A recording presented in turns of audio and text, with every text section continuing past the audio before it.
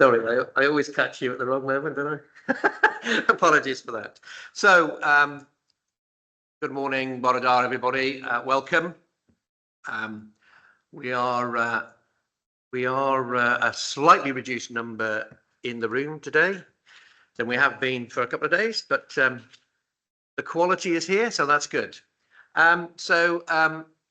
Moving on then, if I can, just to do some quick housekeeping. Fire exits are well signposted and are there for your use should there be a fire alarm. There's no expected practices or anything today, and the meeting point is over at the car park. And if you're in any doubt, follow me and it'll be fine because I'll be in the first place. Toilets are behind me, and again, there are no comfort breaks built into our session this morning, so please feel free to use as and when you need to do that. Keep yourselves comfortable. For those at home, obviously your arrangements are your arrangements, and I'll leave those to you. The one thing I will say is, can we make sure that any microphones or cameras are turned off at home? That would be really useful for your benefit and for mine from experience. Thank you. So in terms of mobile phones in the room, can we just do a quick check that there's nobody going to ring during today, so that we make sure that Anna's going to check her own, so that's good, well done. In terms of photographs, we will be taking some photographs today during the event as per normal. If there's anybody that doesn't agree with photographs or they are causing a challenge to anyone, if you can talk to the guys on the reception, they will make sure that we don't break any rules or any challenges for any individual that doesn't want photographs taken. The conference today will be recorded and will be made available online afterwards, so just to be aware of that also, if that's okay. There are no breakout sessions today, so we're not using any other areas of the showground, so I won't be telling you all about how to get to various buildings, because that's not going to happen. There is a poster display there, some fantastic work going on across the area when you look through them. If people could take the time during breaks, etc., to score those, that would be really great. You will have some scoring sheets available, and we will then be counting up the scores towards the end of next week, I would assume, and we will be having the 3 highest scoring posters will get an award for students, particularly around that. So if we could make sure those are filled in.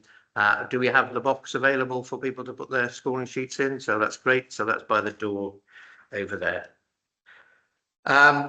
There is simultaneous translation available if anybody needs that. We can switch to that whenever possible. There should be some headsets on your table, so it is a bilingual event, so we will accommodate that should anybody need that. I think that covers everything for the introductions. So Tom, I'm going to come to you early if that's okay. So I'm going to hand over now to Tom Brooks with regard to Community Hospitals Association and his view on the AI industrial revolution. Tom, over to you.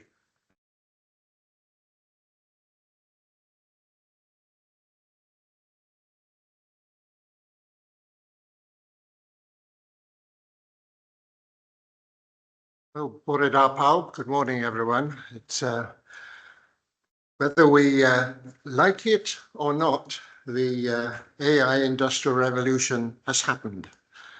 Anybody who followed the election in the USA would have seen the phenomenal amount of technology and AI which was at use in that particular election. And today I want to talk about transformation using digital technology and AI in respect of rural Wales, and particularly with some references to community hospital roles. My first recollections of community hospital actually predate the NHS. Yes, I am that old. In the summer of 1948, I was one of a large number of children in the courtyard there at Mountain Ash Community Hospital to greet Princess Elizabeth, subsequently to become our Queen. She hadn't come to Mountain Ash specifically to see the community hospital. She came because the National Eisteddfod was held in Mountain Ash that particular year, and she was being inducted into the Gorsedd of Bards there. But while she was at the hospital, she did give a number of speeches of congratulations to the hospital and to others. And they are, of course, well recorded. And there are three themes as far as that they were concerned. She praised the hospital for being funded by the community, care provided by the community, and care provided in the community. And when later that year the NHS was formed, we know from our records in the Community Hospital Association that there were at least 51 community hospitals in rural Wales. I've excluded there the coastal belts in the south and that in the north from Wrexham to Llandudno. And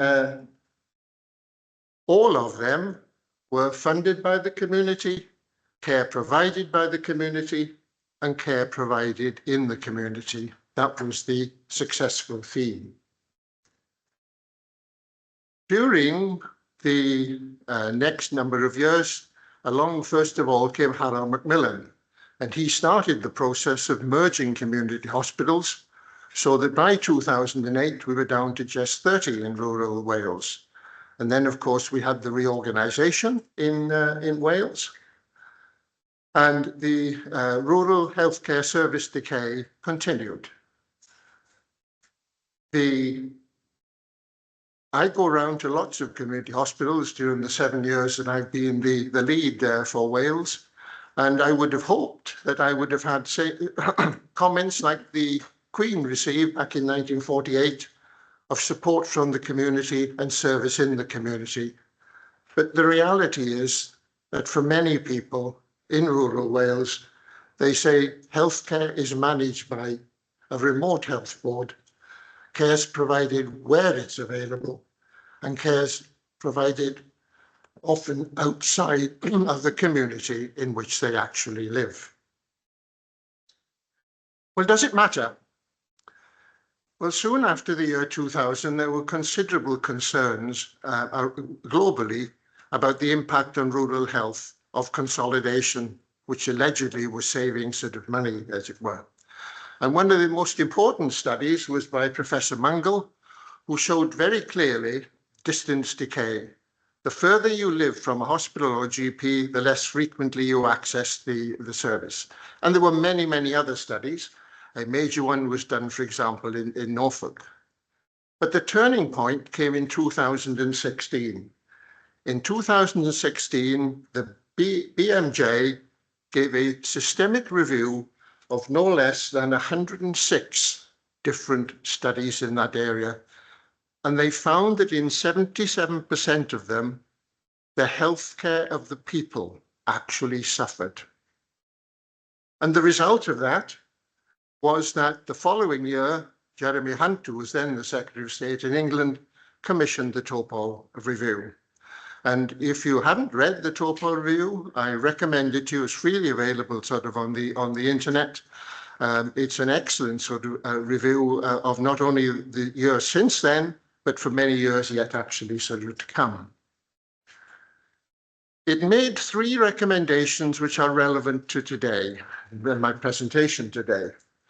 First of all, it showed clearly that technology improves patient healthcare access, lowers patient health risks, affords monitoring in the community, and provides treatment in the community.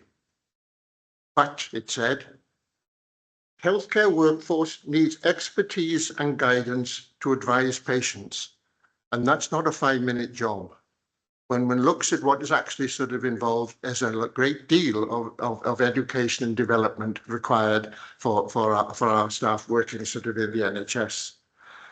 And then finally, that patients must be included as partners. And he saw the vision of partners as being the apps, which I'm sure you all use, like I use. I'm using at the moment, in fact, linking my app to my hearing aid here as we are actually talking. So those were the three key sort of themes which he sort of gave. And how do we implement them? And what he said in implementation is that, first of all, the new concept was that partners in healthcare was very much dependent upon the app. He didn't originally produce the phrase, the new prescription is based on an app, but he did reflect it. And he said three classes of apps. The first one, patient-managed clinical apps in order to support ill health prevention. And the benefits of that? Many less people coming into the NHS for service if we have got that prevention. And there are literally hundreds, if not thousands, of apps available in order to help you with that prevention. And secondly, surveillance apps, particularly relevant to people with step up and step down issues, and also many too with long-term sort of conditions, being under surveillance, often supported by some form of AI system, so that intervention takes place when it's needed, not wasted too soon or left expensively too late there. And then thirdly, AI apps to support rehabilitation. And he said that there are four different types of workforce which are sort of needed. The first one is the advisor on digital and AI patient companion. And many places in England will already have these. And when I say England in this presentation, I mean also many other countries in the world. They have nurse educators in order to help and educate people to use the apps. And then the care manager in a community hospital frequently, caring for patients in beds there in the ward and in many beds actually out in the community. And that requires different skills. Then there's the virtual ward outreach nurse, doing some of her services face-to-face and others virtually. And one subject I'm not going to talk about for want of time today, which is the dual function clinician. So let's look at some of the apps sort of libraries. And first, let's start with a set of apps which are meant in order to help avoidance of coming into hospitals. We used to have a library in the NHS in England, but was closed down in 2023. And when that was closed down, then a company called Orca was employed in order to do a number of private libraries for different integrated care systems all around the country. Many of the apps are subject to degrees of clinical governance, either by NICE, by NHS England, or if in fact they're a medical device, by the Medical Device Regulatory Authority. Many of them, but not all of them. Orca is very popular in England, and its variants have been adopted quite sort of widely. In Wales, we don't have a national NHS apps library. There is a small library on Howell Valley, and there's also one in Swansea Bay that I'm aware of, and might be sort of some others there. But fundamentally, patients need help with selecting and using their apps. And that's a major change, I think, for us in the health service. What do they do at the moment? Well, in North Wales, quite a lot of people have read in the press about the website down in Dorset. So they go onto the Dorset website, and there they can see huge volumes of apps that they could actually use. But which ones do they select? Well, they get some help because they can ask questions and they get answers like this of highest rated and most frequently accessed, etc. But they really need professional assistance. And there, down in Dorset, they could go to a nurse educator and get that professional assistance. Up here, if you're accessing Dorset from North Wales or anywhere in rural Wales, for example, of course, there's no immediate assistance of that nature, which is available for you.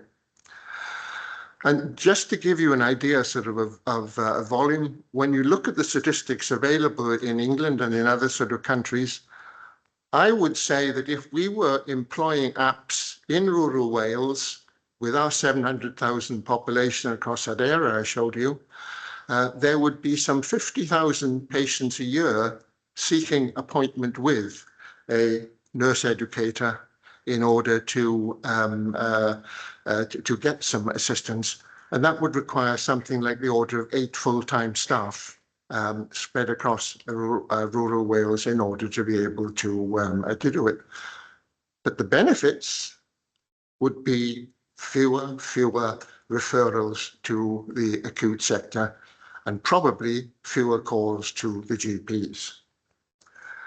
If we then move on to the surveillance set of apps, there are many multiple devices which are currently available.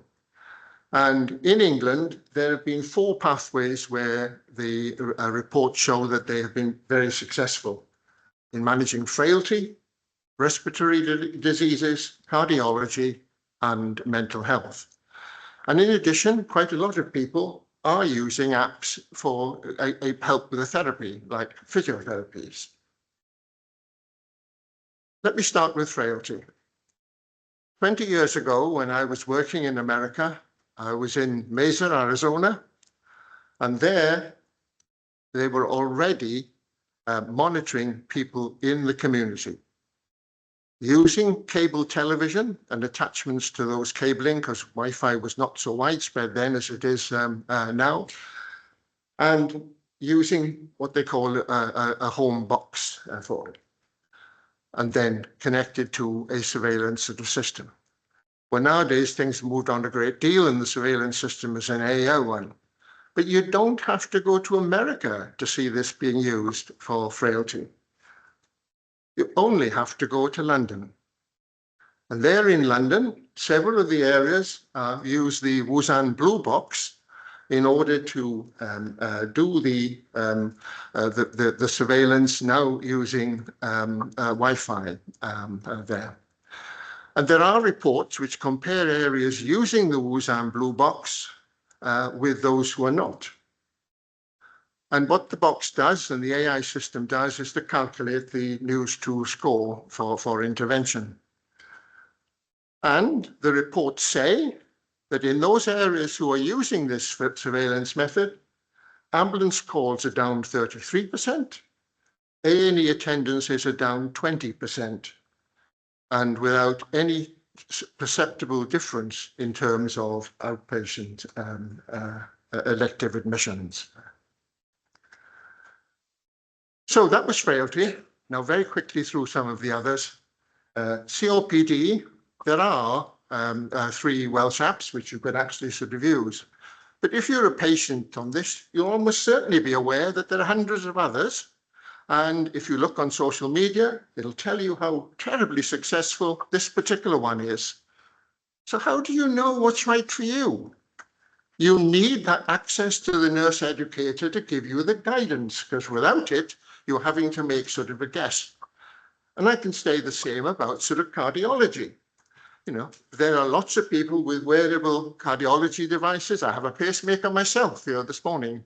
It's not being scanned at the moment, but it's there. And that's sort of linked to an app. Now, all of us with such issues can see every day on our television advertisements for the CardioMobile ECG machine. Highly successful, £99 in Boots, and sold, I say 1 million there, I understand it's now 200 million that have been sold worldwide of that sort of device. But should the patient have one? Well, you've got to turn somewhere for some advice. And the nurse educator role is not sort of currently here for us to actually sort of do that. I could do the same with mental health, with regular monitoring, with blue code alerts, etc. We're now getting a range of apps for the management and support of dementia. Again, which ones are appropriate for which people, per se. Pain management. There's a lovely sort of app, AI one, which calculates pain scores from facial photographs to help you with the pain management, etc. Wearables is a growing market. And you would have seen in the press that Wes Streeting, the Secretary of State for Health sort of in England, reckons that in the next few years, he's going to provide some 2 million watches to patients on the NHS sort of in England in order to be doing such screening. So in England, and as I said earlier, in other parts of the world, virtual wards are in progress, and many of them, not all of them, many of them are going well. They have with them digital and AI patient companions, the nurse educator role that I've discussed. They have care managers who are now used to managing local wards and wards in the community at the same time. They have virtual ward nurse outreaches and dual function clinicians, which are again. How far have they gone? Well, the current statistics are for every 100,000 residents in England, there are 23 virtual wards, virtual beds now in operation. And by the end of next year, there should be 50 of them. Now, if we prorata that to rural Wales, we should at the moment have 200 virtual beds in rural Wales to be prorata. And by the end of next year, 440. And of course, at the moment, we haven't. So let's move into very quickly, the solutions. In order to achieve this, my view is that some rural community hospitals must become centres for supporting patient-managed clinical apps. They need to have a nurse educator in them. They have to become centres for supporting technology-based virtual wards, and we would hope in Mid-Wales eventually a virtual hospital.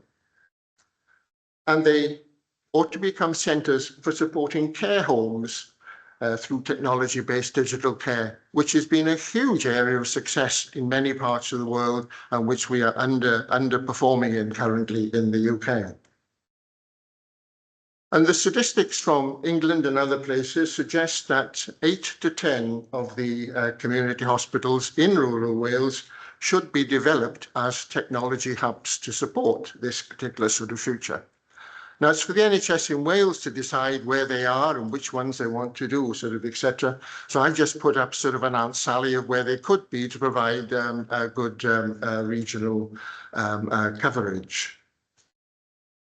So that's the current situation.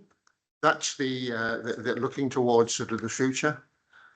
If we take a statement out of the newly elected president sort of in America, he would say it at this point in time that if we adopted this particular technology, then healthcare in rural Wales would get great again. Thank you.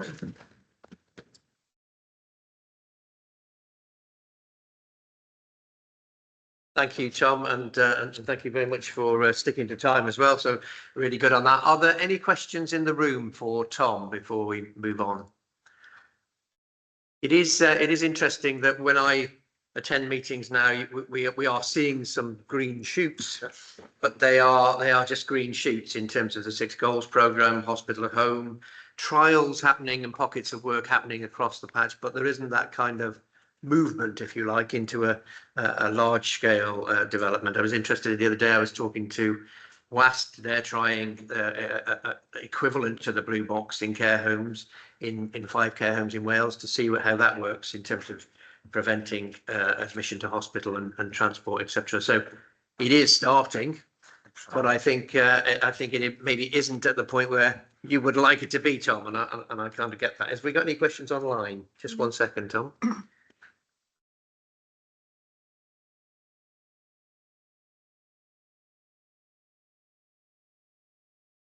Yeah, I think that question is really, Tom, about have you got any idea on how we could get the professionals to be able to help people make the choice of the app?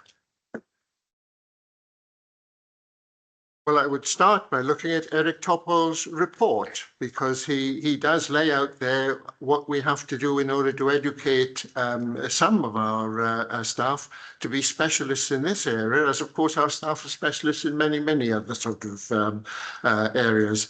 And I think that will give some general guidance as the direction in which to go. Great, thanks, Tom. There's another comment online really around, is there an opportunity for clusters that are now coming forward and working up in terms of the overall planning Wales to take on some of that role and to trial some of that role across Wales. So that'll be quite interesting. The issue is volumes. Not all patients are suitable for virtual care. And you have to match a geographic area that you're supporting to a volumes, and you can do the studies. The information we have will allow us to calculate what volumes would be available and what volumes are predicted for it. And with the aid of that, you can see the scale of the area which you need to cover from a single sort of hub, which may or may not be the size of a cluster, depends how big they are. At the moment in England, many of the services are based on urban sort of areas, and of course in rural Wales we don't have dense urban areas to provide a core volume and then outreach to others. So the volumes against the geography is the key aspect. Thanks for that, Tom. And online we've got Keith Jackson, I think, who wants to ask a question. Good morning, Keith. If you could take your microphone off mute, that would be great. Yes, I was really interested in that talk, and as I think you know, Peter, the Patients Forum in Cynhadledd is trying to develop a scheme which at least we can start a process for volunteers working to set this up, and we're looking at making links with Bronglice and other centres of expertise so that we can put stuff online to the community room in the hospital. Is that relevant to the kind of thing we're talking about? Yeah, absolutely, I think, and I think Tom would agree, really, in terms of linking into centres of expertise is the way that we would do that. And again, as you rightly say, there could be some voluntary section, involved in that, really, in terms of bridging that, Tom, I think. Indeed, in my area in Ynys Môn, there's quite a lot of work by Mentor Môn, who are a voluntary organisation, and they've done a great deal of work in order to establish the NHS app in pretty well fully working conditions in very high percentage of patients there. So yes, definitely a role for the voluntary organisations. That's really helpful. Thank you very much. Thank you. I'll take it further. Thank you. Thanks, Keith. Thank you, Tom. Thank you very much for that. I'm going to move on then now, if that's okay with everyone. We're going to move on to Christian, and Christian is going to take us through a comparison of patient-reported outcomes for rural patients in Hywel, Powys and Betsy Cadwaladr versus the rest of Wales. I think, Christian, it's true to say that you are on the cutting edge with this presentation you're going to do this morning, because I know that we've had to ask permission from various people to be able for you to do this presentation. So I'm going to hand over to you with great interest.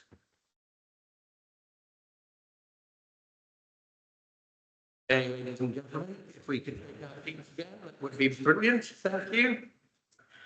Otherwise, I shall get told off, and we don't want to do that, do we, Anna? So it is with pleasure that I introduce Hazel Lloyd-Lebrun, who's the Chief Executive of Cabo, a colleague of mine working closely on a daily basis, really. So over to Hazel to talk about a healthier third sector.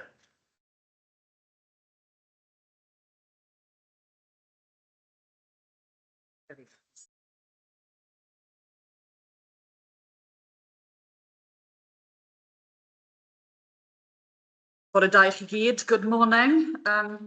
You're hyd yn anghofio cyflwyno'n hunan. I always forget to introduce myself, but Peter has done that for me. And I've been on a bit of a journey of reflection, wedi bod yn ôl i'r gorffennol. Gan bod ni heddi, we're today marking the fact that it's 10 years since the Mid Wales healthcare study. Anna asked me to reflect on how the last 10 years have been for the third sector. So I've been with Cafo for 24 years now. Cychwyn ar project 6 mis. I started on a 6-month graduate placement and did every single role in between and just never left. So clearing out offices, you find old strategies and documents from years ago, and you do feel at times that we haven't really addressed the key issues. Am eich waith ni ddim yn teimlo fel bod ni wedi wneud rhywch llawer o wahaniaeth. Ond ma gwaith yn digwydd. Just wanted to say as well, and just eisiau gweud hefyd, Cafo, gwaith Cafo, our work at Cafo, we're a county voluntary council, one of 19 across Wales. Medre Môn has already been mentioned, and we work very closely with Mantell Gwynedd and Pafo, our colleagues, other colleagues in this area of consideration. Ni'n gweithio'n agos iawn gyda CVCs eraill ar draws Cymru. And we work with other CVCs across Wales and WCA as part of third sector support Wales, cefnogi trydydd sector Cymru. And going back to 2014, going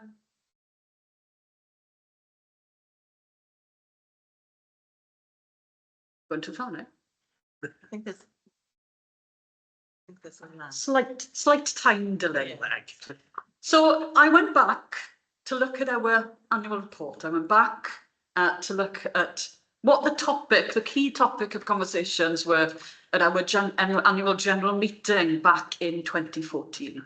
Is i nôl i'r adroddiad blynyddol, is i nôl I weld beth o'n i'n trafod yn y cyfarfod blynyddol. Interestingly, we had 2 key focus areas, and 2 bwnc llosg da ni mewn golwg. Transport and befriending. A ni dal, 10 mlynedd wedyn ni, we are still 10 years later, really trying to grasp and trying to change what's happening around transport and befriending, socialisation, making sure that people are connected and people feel part of their communities. So still work to be done there. And interestingly, we also had a session to familiarise the sector with 2 very, very important pieces of legislation. 2 deddf hollbwysig, the Social Services and Wellbeing Act and the Wellbeing of Future Generations Act. So 2014-2015 was quite a key change in terms of the legislation that surrounded our work, particularly in health and social care, and created quite a firm foundation for the third sector to be working even closer with our colleagues in health and care. Now, I also had a look at figures, and I hefyd yn edrych ar y ffigurau o ran gwirfoddolwyr a grwpiau in terms of volunteers and community organisations, third sector organisations. Has there been much of a change? And I was going to ask, actually, o'n i'n mynd I holi, unrhyw un yn yr ystafell sydd yn gysylltiedig â grŵp trydydd sector, anybody in the room or online working or directly involved in a third sector organisation? Hands up. Diane? Anybody volunteer? Any volunteers here in the room? Unrhyw un sy'n gwirfoddoli ar-lein neu yn yr ystafell? Hands up. Thank you very much, Diane. Now, back in 2014, we had 277,000 volunteers. This is linked to a volunteering policy that Welsh Government had out at the time. Now, in terms of the data that we've got on the WCA Data Hub at the moment, there are 938,000 people who are volunteers. So that's a huge jump in numbers over 10 years that are saying that they volunteer and they make a difference in their local communities. Now, in terms of organisations, there's been quite a bit of a significant jump as well. According to the volunteering policy report in 2014, there were over 33,000 voluntary third sector organisations. The WCA Data Hub, at the moment, we've got over 45,000 third sector groups who are registered on our CRM as third sector support Wales. So a significant increase in both the organisations in the sector, but particularly in the number of people who are volunteering. Now, back in 2014 as well, just looking at the timeline, edrych dros y 10 mlynedd, just looking over the 10 years, we as a sector were transitioning out of Objective 1 funding, which actually was quite a step for us as a sector, very well funded by European programmes, particularly some of those projects and activities that helped people address the wider determinants of health. A lot of our employment schemes, employability schemes were impacted by the changes to European funding. And then over the years, we were seeing cuts in public funding. You know, there was so much pressure on the public funding purse. Oedd na cwtogi yn yr arian cyhoeddus oedd ar gael yn ystod y blynydde oedd I ddod.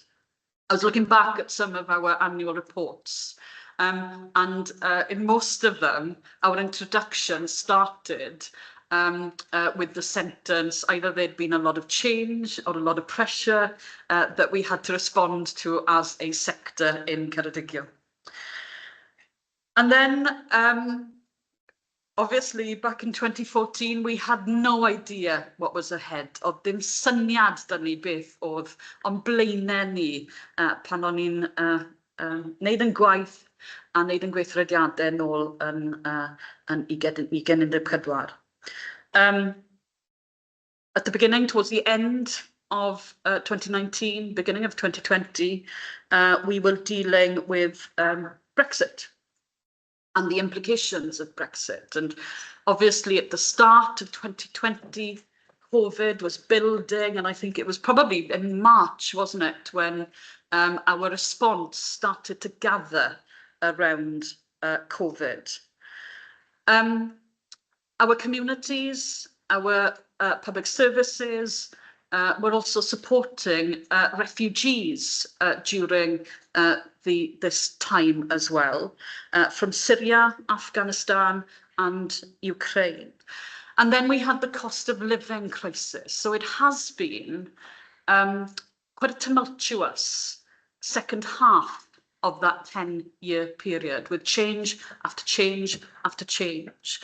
And whereas those changes have really highlighted the divisions in our community, I think those issues have been far more divisive in our communities over the last 4 years in particular. Mae'r gwahaniaethau o fewn yn cymunedau wedi bod yn amlwg iawn dros y 4 blynedd diwetha.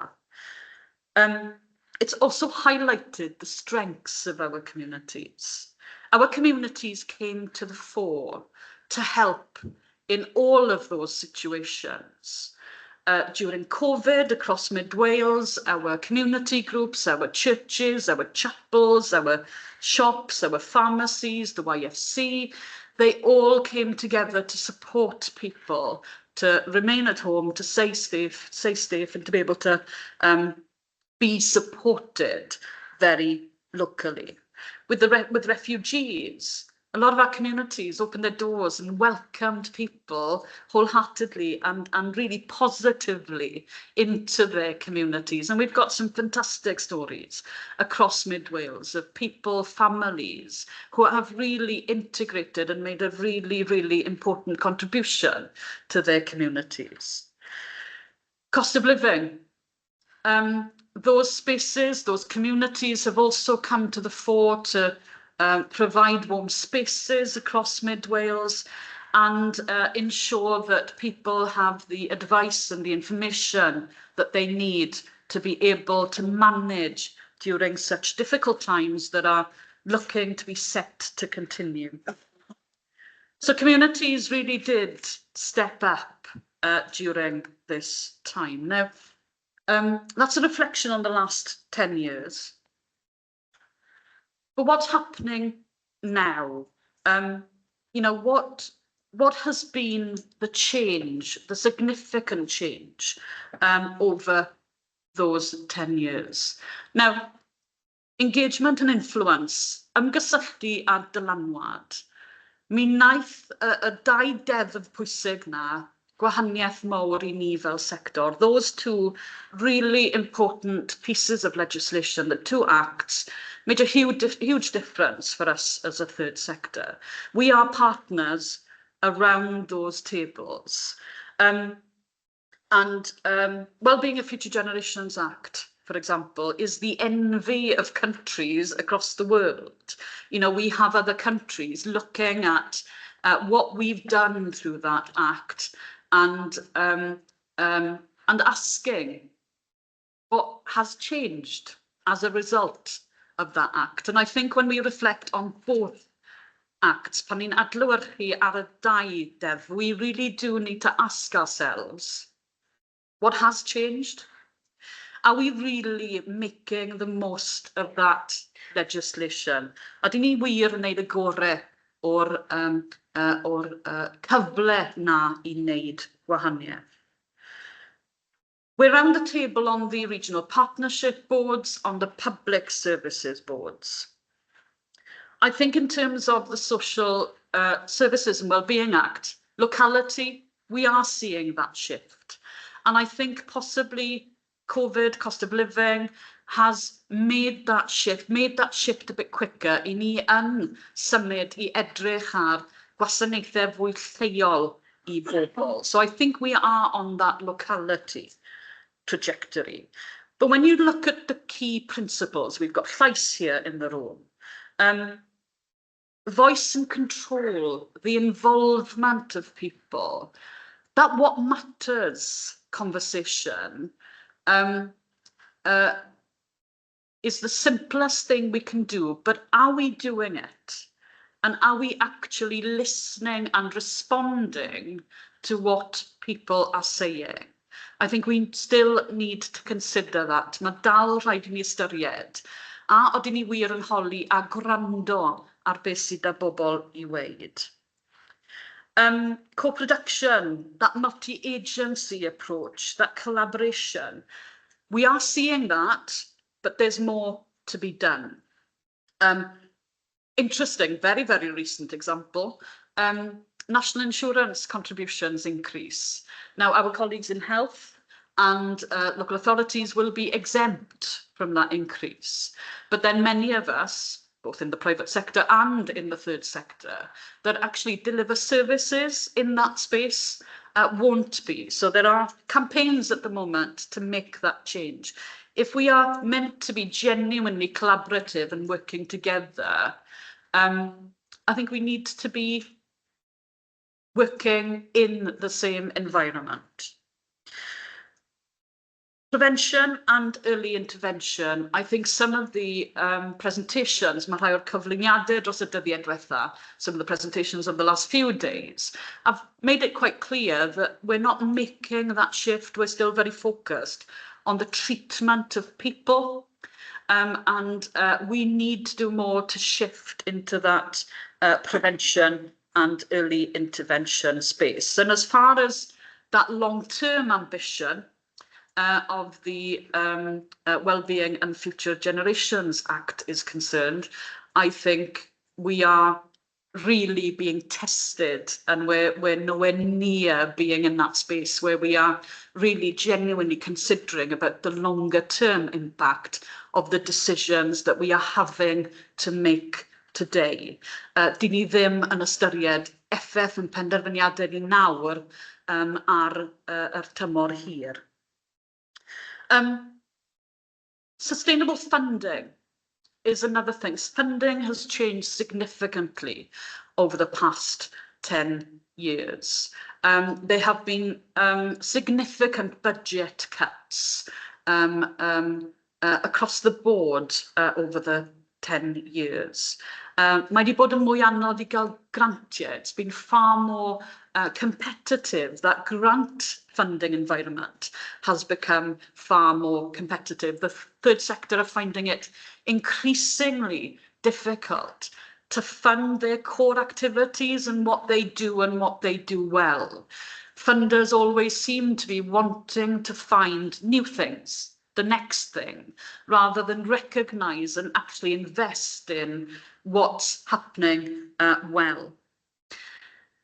We are also seeing a great deal of short-term funding across the sector. And although the sector welcomes any funding, it is really, really difficult to be able to make an impact. You know, we were talking about outputs and outcomes and impact, when actually some of the funds that we are dealing with at the moment doesn't even give us, as a sector, a year's worth of activity. We do need to be thinking about longer term funding and a longer term commitment to the services that we know that we need to make people's lives better from the third sector. In terms of funding as well, again, reflecting on the 10 years, edrych nôl dros y 10 mlynedd diwetha, we've had ICF, I think, first started as the intermediate care fund, wasn't it? And then moved to transition to the integrated care fund. And then that followed by transformation funding. And now we're in the RIF era, the regional integrated fund.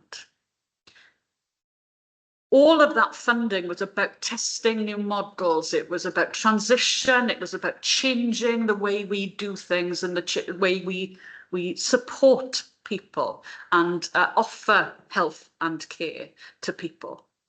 How much of that has been able to be mainstreamed? How much of that has really influenced the services that we all deliver from day to day? In general, let alone for the third sector, and I think we've probably seen a shift of what would have been core-funded activity from health and local authority colleagues actually being moved into some of these more medium-term funding streams. Again, although that funding from Welsh Government for 5 years is fantastic, I'm not sure whether we're using it in quite the right purpose, and we're not able to make that shift into core, and we're not able to influence what we do from day to day through the learning from the projects that have been funded. And over the 10 years, we have seen Welsh Government ask us all to commit to using at least 20% of those funds in the social value sector. But again, we have varying definitions of social value across Wales. So what we see is being funded hasn't quite been unpicked to understand where that investment is going.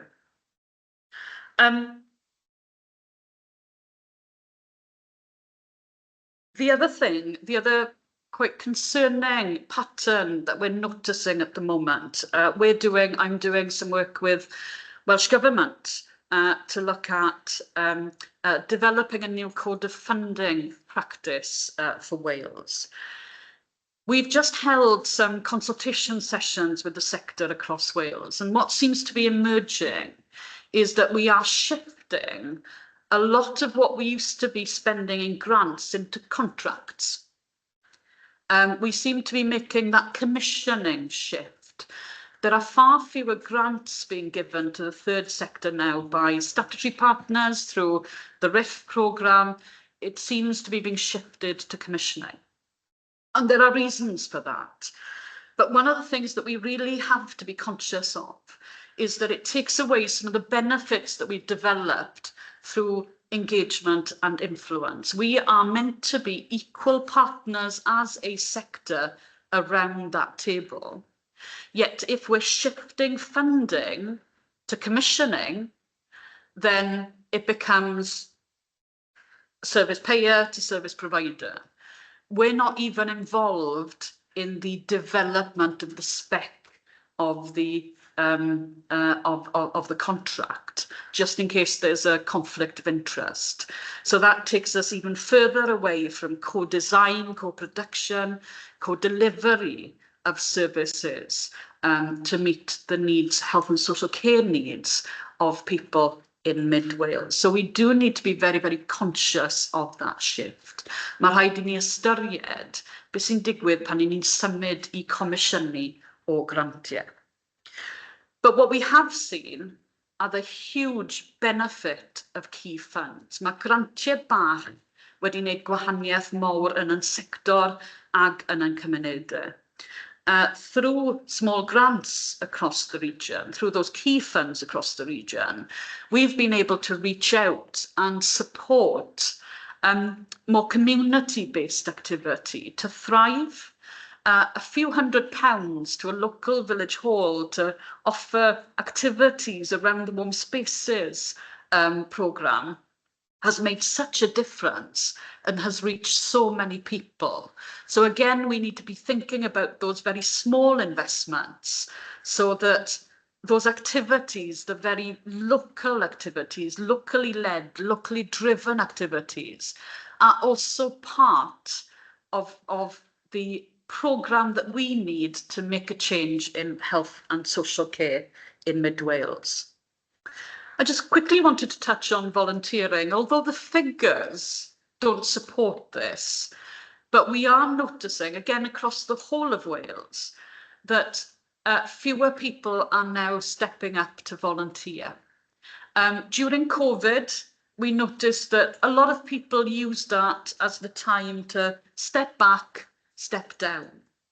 We are also finding that our traditional cohort of people who would volunteer are now having to work for longer, are now having to look after family, dependents, whether that's children, grandchildren, elderly relatives, and because of health conditions, people aren't able to contribute quite so much when it comes to volunteering. So we are seeing the numbers of active volunteers gradually reducing, and it is becoming quite noticeable for our third sector groups, especially in Mid Wales. I also wanted just to highlight a few examples of the change that's happened and how important some of our third sector groups are in this health and social care space. And you've already had a number of presentations. I can see that a number of posters actually involve some of that community voluntary work as well.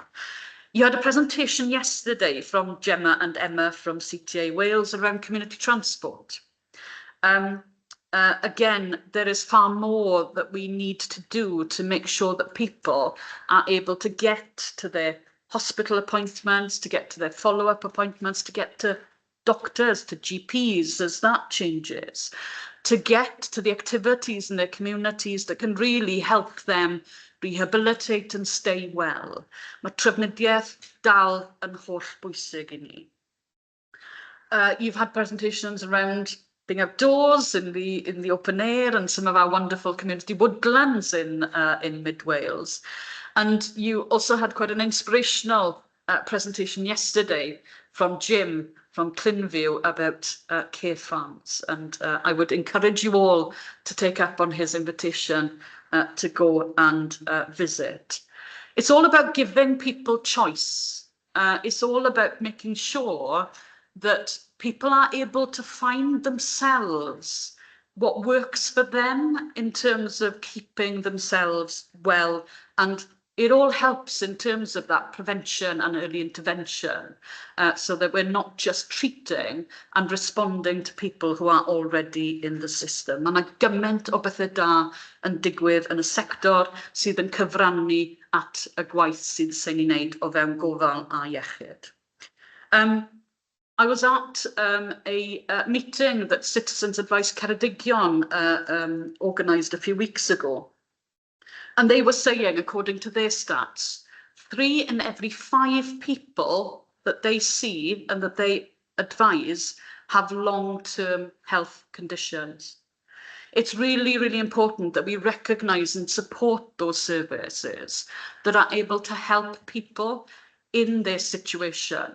Their health condition might not be the only challenge that they're dealing with. If we're able to help them sort other things that are happening in their lives, then it helps them focus on getting better and getting healthier.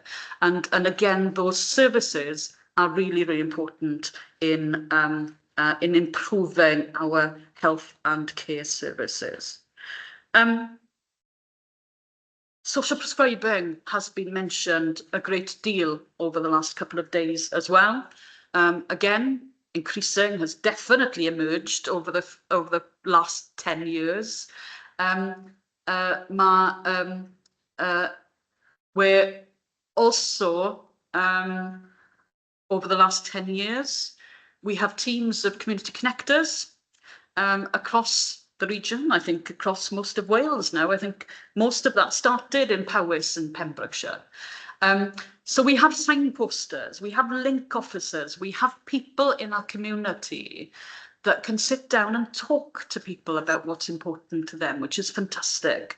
Mae'r adnodd gyda ni yn y gymuned eistedd lawr, gwario amser a siarad â bobl. So we're investing in that social prescribing infrastructure. We're investing in our community connectors, in our link officers. But are we actually investing in the activities that they need to be linking people to? We also need to give just as much consideration for the long-term funding of those services that people need to be getting to. Again, Gemma and Emma were talking about the importance of transport to be able to get people to those activities, but we also need to be funding the activities themselves, or we're going to lose the breadth and the variety of activities and services that we do have in our local communities. Now, the dyfodol, the future. The third sector has a great deal of reach. Mae'r trydydd sector yn cyrraedd nifer o bobl. We need to be having more conversations with people. We need to understand what matters. We need to go back to trying to make every contact count. We need to be clearer, I think, in terms of what difference we really want to be making. And this goes back to our work on regional partnership boards and public services boards. Mae rhaid I neges ni bod yn fwy clir.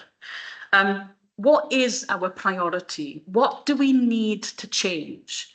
If that message was clearer, we could be looking at campaigns.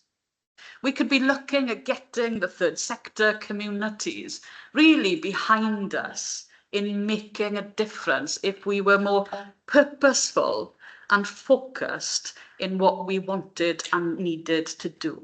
Mae rhaid I ni fod yn fwy clir gyda'n blaenoriaethau. Impact, effect. You mentioned social value earlier.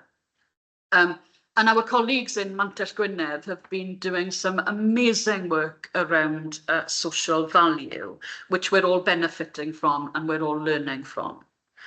But we need to make sure that that doesn't become a really complex industry in itself. It needs to be accessible to groups. It needs to be accessible to projects. And we need to make sure that we are adopting the same systems in all sectors. Why should we only be asking the third sector to monitor their impact or to prove the social value of what they do? We need to be proving the social value of everything that we do and the genuine impact of everything that we do, so we can make the comparisons. We all need to be doing that, and we need to be changing our relationship with monitoring and reporting. It needs to be something that we do with vigour and enthusiasm. It needs to be something that helps us shape what we do next. I don't think we're doing that enough. Mae rhaid I ni newid y perthynas gyda monitro a adrodd ar beth I ni'n wneud. And there's a great deal of work that's happening in that space in terms of storytelling and making sure that we've got case studies and we understand the change that we're making. But we need to be on a single track. We need to be using the same systems. We can't be jumping from one method to the next. And that needs to be really clear before we start on our projects and our initiatives. We need to better understand the causes of the challenges that we have in health and social care in Med Wales, not just respond to the effects. You know, we need to be looking at why things are happening, not just firefighting when, you know, they're presenting problems. So we do need to work together to make sure that we have that understanding. And the sector is in touch with people. You know, I mentioned citizens' advice earlier. Other colleagues in IGGC and other charities, they talk to people, they see people. Our village halls have lunch clubs and dementia cafes and dementia groups. They are in touch with the public. They hear people. But how do we collect that? How do we gather that? How do we make sure that some of that day-to-day conversation is also influencing and shaping what we do with funding that comes through to us from Welsh Government, or what we do in terms of the design and the delivery of future services? And how, as a third sector, do we better access the data that we've got? You know, we were talking earlier about gathering data and about, you know, technological advances. How do we make sure that the third sector are aware of some of that and have access to some of that so they can share with the people, with the citizens that they're seeing day to day? Shwt allwn ni wneud yn siŵr bod y cysylltiad na? Volunteers and volunteering, in terms of the future, we need to be considering volunteers part of our workforce. And when we talk about social value and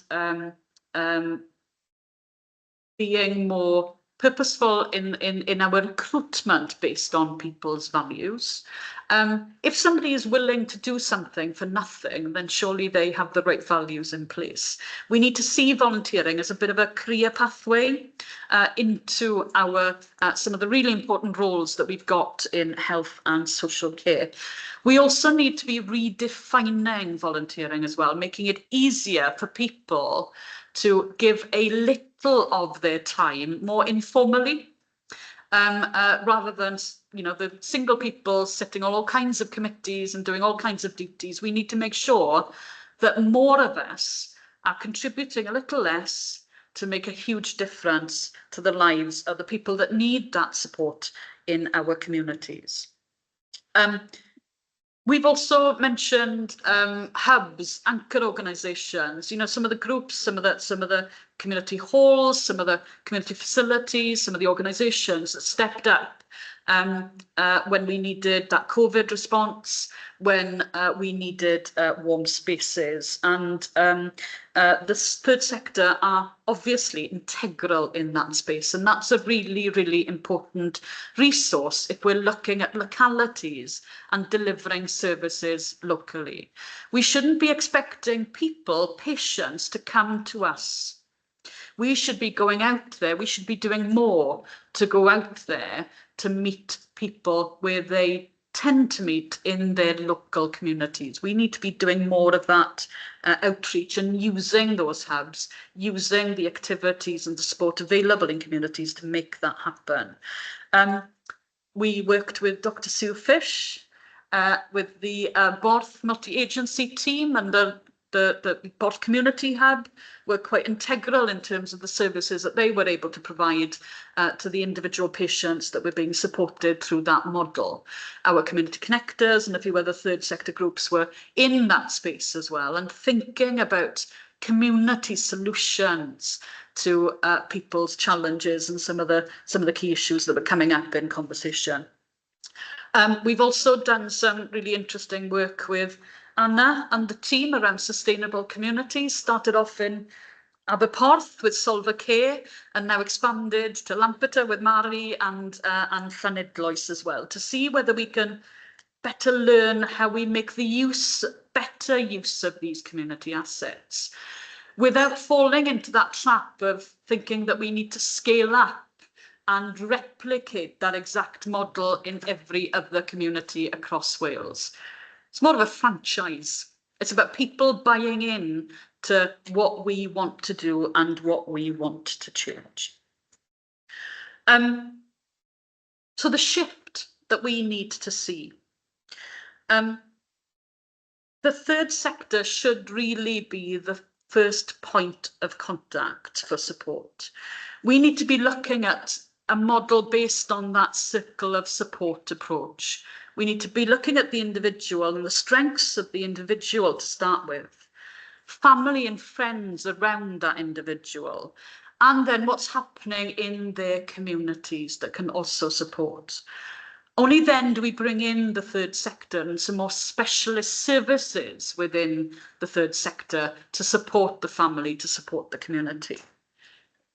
And we then call in social care or health services only when that's needed, because at the moment people's first point of call is statutory, and then we can't quite get them out of that system. And for balance, I was listening to Kamala Harris's speech last night, and in gwrando ar Kamala Harris neithwr, and she said that you really do need darkness, real darkness, to be able to see the stars. And I think we're in a pretty dark place at the moment when it comes to the provision of health and social care. Our workforce is struggling. Patients, people aren't getting the support that they need. The system desperately needs changing. So we have reached a point where we are in that darkness, and we can see snippets of light across the last 3 days, dros y tair diwrnod diwetha, ni wedi clywed esiample da o beth sy'n digwydd yn y maes ag yn hardal ni. We've seen really good examples of those stars, the light of what's happening in our region and beyond, that we now need to be seeing and we need to be recognising. And the third sector can be part of that lightness. They are also stars in this system that need to be recognised and appreciated. Os bod ni wir yn neud canolbarth Cymru yn lle well I fyw, if we really do want to make Mid Wales a healthier, fairer, better region, better place to live, it really isn't in the gift of one project, one team or one organisation.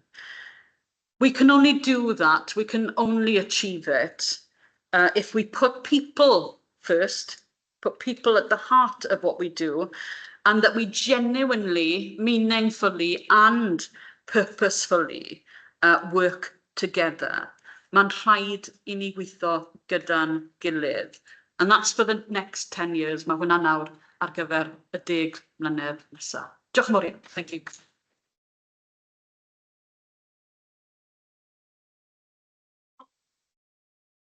Thank you for that, Hazel. I'm afraid, given my clock, I'm not allowed to go into questions, but Hazel will be here, I'm sure, to have further discussions with people as they see fit. So I'm going to move us on rapidly now, but I am going to explain that we are going to test ourselves out fairly significantly during the next sort of presentation. It's a new one to us as a conference, with people online and people in the room. So we're going to move in now to a World Cafe style workshop with Nova and Joseph. Joseph's with us in the room. Nova's online, and this is a first for me. So we're hopefully going to make this happen. I would encourage everybody to join in and be a part of the party on this one. So I'm going to hand over now then to Joseph. Over to you.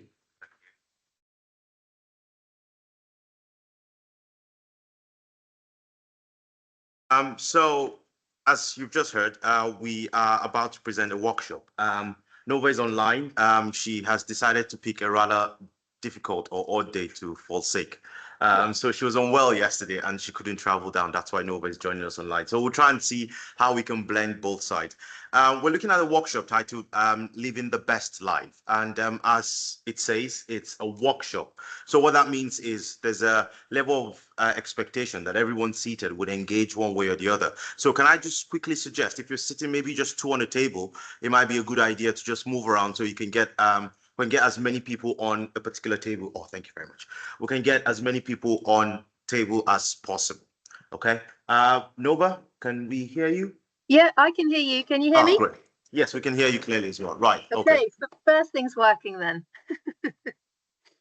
We'll Okay. just give it two seconds for everyone to just quickly sit around and then, yeah.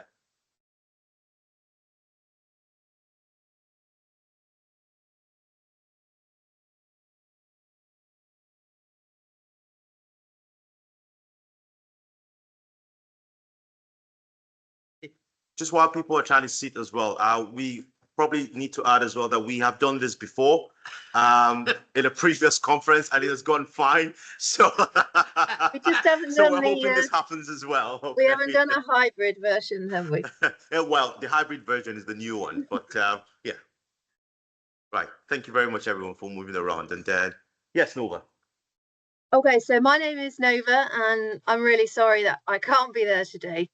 I did want to show you the previous slide actually, because that's actually the view from behind our university. So where you see the little University of South Wales sign, we're not actually that rock, but that's the direction that the university is in. So our campus is actually in quite a sort of semi-rural area, and I rather liked the view of the campus. Okay, so just to give you a little bit of background, we don't want to spend too much time talking because we want to get you talking. But we had the idea really when we were looking at the significant challenges to recruit and retain health workers. It's not a new problem. If you looked at the Longley report, you'll see it was highlighted in quite a small section that suggested some of the significant challenges include lack of support, lack of resources, heavy workloads, isolation, limited infrastructures. So nothing that we're not particularly familiar with, because we've got quite a lot of research on those challenges to recruiting and retaining rural health workers. And I'm using the word rural health very broadly here. So it does include social care, and it includes all levels of kind of health worker. The research suggests that interventions that are designed to recruit and retain staff tend to focus on sort of four main areas. So education, training, finance, or regulation. So that would include initiatives to encourage rural placements, to set up peer support programs, to provide speciality posts, compulsory rotations, things that are connected and have shown to have some success. Although the research shows that actually in terms of success, this depends on quite a lot of factors. So those of you that work in rural health will know the location and the context are really important, the size and scale of the workforce, the health needs of the population, and the evaluation and monitoring of many of these interventions is quite inconsistent.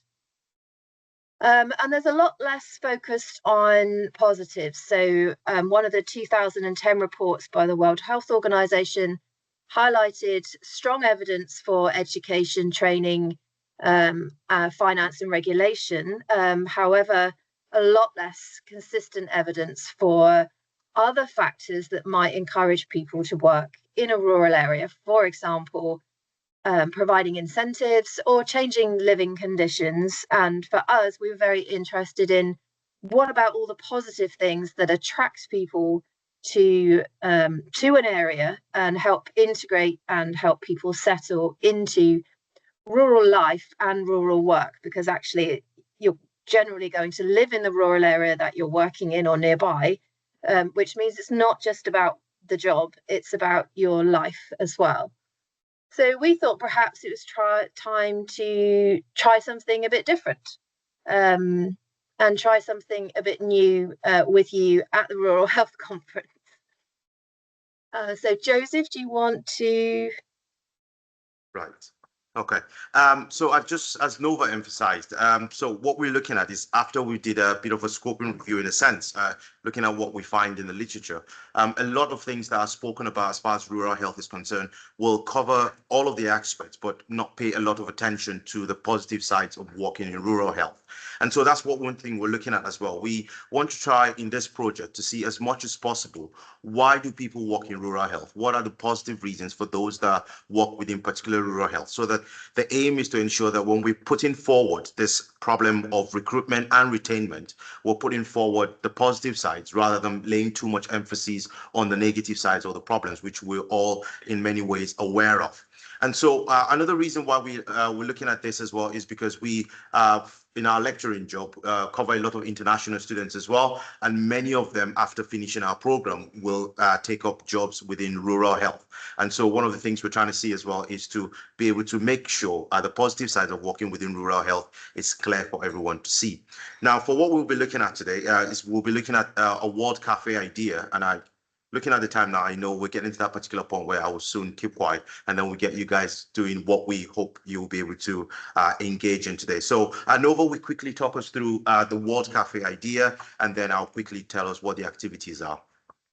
So the World Cafe idea originated in the 1990s in America. And the idea is to bring people together to share knowledge and ideas with the concept that we're all wiser together. So the original World Cafe idea is that you have a table with a tablecloth and a flower arrangement, which I believe that Joseph may have put onto the tables for you. There was a lot of logistical challenges last night trying to get them to his house. And you share ideas and connect in different ways with different people, and that you are happy to share some of those ideas as well. So a World Cafe creates an environment where people can discuss and debate things and generally look for some kind of consensus or kind of key areas that they might take forward. So it is a method that you could use. So we're kind of showing you a very small version of it today that maybe you could use in your own practice as well if you work with people in the community and you're looking for sort of feedback and ideas from people. And it fits very well with the Abelson framework around rural and remote working, which is success factors for rural recruitment and retention include asking people who live and work in those areas what they think, because they come with the knowledge of the local, the issues and challenges that people might face on a day-to-day basis. So it doesn't actually matter if you are not living or working in a rural area right now. But hopefully you might know someone, or you may have in the past worked in a rural area, which will help you contribute to the discussion today. So the activities that Joseph will set out for you include identifying positive aspects of rural health work using some question prompts on your table. We encourage you to write on the tablecloth itself, which I know sounds a little bit strange, and to generate some common themes, which we are going to try and show you visually, which actually may be slightly easier now I'm somewhere separate because I can monitor the electronic side. So hopefully we'll be able to do that as well.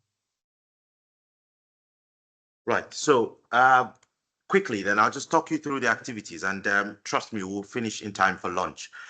So if you're sitting down, there's a jar which Nova has designed.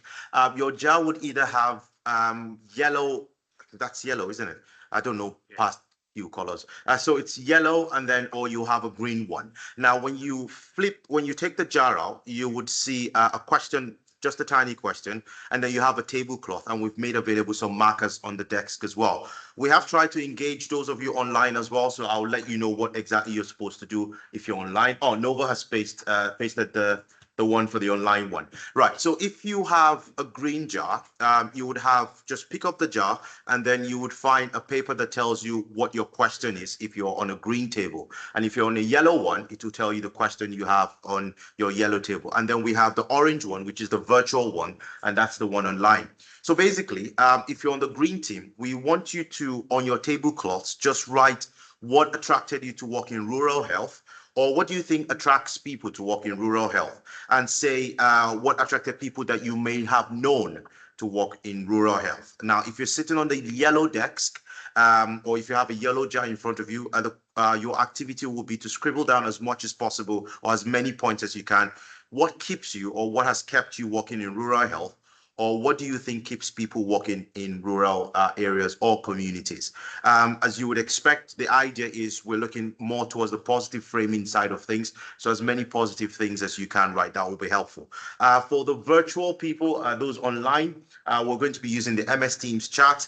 And then your question will basically just be looking at how to integrate into rural health. So what will help others to integrate into rural life, and what has helped people integrate life and work within a rural community. So that will be what we'll be looking at for the next 15 minutes, I beg your pardon. And then on the back of that, we'll synthesize everything together. You would notice a QR code as well. I'll let you know what we plan to do with the QR code in a bit, but I'll let you get into the activity first, and then we come back to the QR code.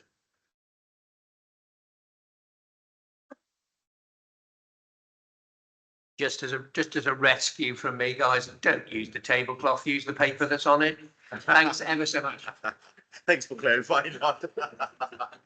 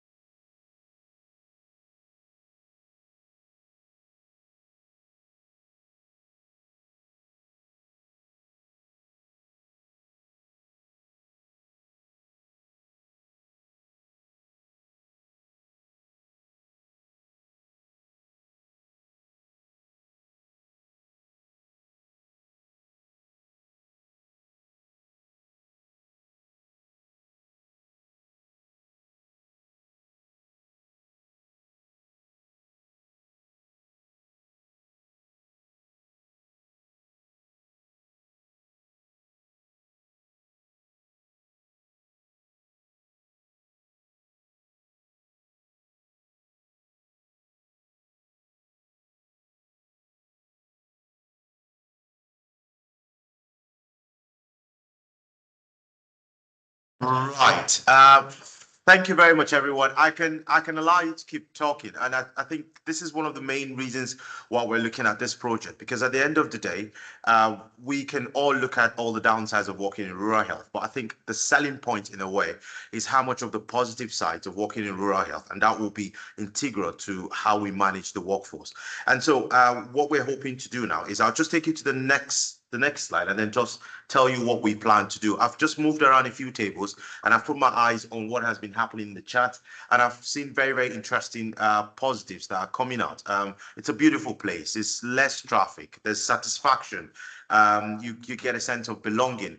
And I think these are some of the points we need to keep talking about as far as rural health is concerned. If we want to attract people, the young ones. I did see someone talking about the challenges of bringing young people into rural health. If all we do always is to problematize working in rural health, then our chances of getting the workforce become significantly limited. And so for us, as Nova and I, as far as this project is concerned, is to see how much we can stretch through Wales to get people that are working in rural health, tell us about the positive side of their experiences. And we're hoping to use what we call group concept mapping. Well, not what we call, that's what it is anyway. It's group concept mapping to try and filter as many positives as possible towards putting that in the forefront when we're trying to attract people to work into rural health. So that will be the plan for us going forward. Now, just to give you an idea of how all of these questions, whether you're looking at a question that what attracts you or what keeps you or what makes you integrate, like the ones we've seen online, I'll just quickly ask you to do the next thing. So as a group, and that will help us to see how much positive stuff comes out from when we consider what it means to work in rural health. So the next slide, I'm hoping it goes to the next one. Oh, not yet. You turned it up. Oh, sorry, maybe I have. Yeah.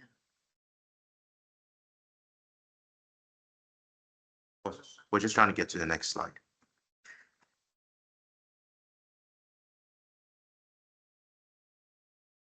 All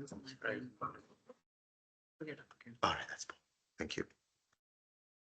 So I'll just quickly talk you through it. So the plan is on your desk as well, there's still another paper which has a QR code. So what I want you to do is this time around, you can do it individually, or this time around, you can do it with the person sitting next to you. We've all shared very positive things about working in rural health. So what we want you to do now is just to write about 5 words that capture the main points of your discussion today, okay? And Novo is quite particular about telling us to try and avoid the use of the word "and" or "in" or "they." The only reason being that we want to put all of this together as part of a word cloud. And so if you use "and" and "in" and "they," then that becomes the significant words in the word cloud. So feel free to please try and avoid "and" "in" and "they." And then Nova will help us put that together as part of a word cloud. And then she will show us so we can see how that comes across. And then there's one more thing you want to do as well with that, Nova. Is that, can you hear me? Do you want to share?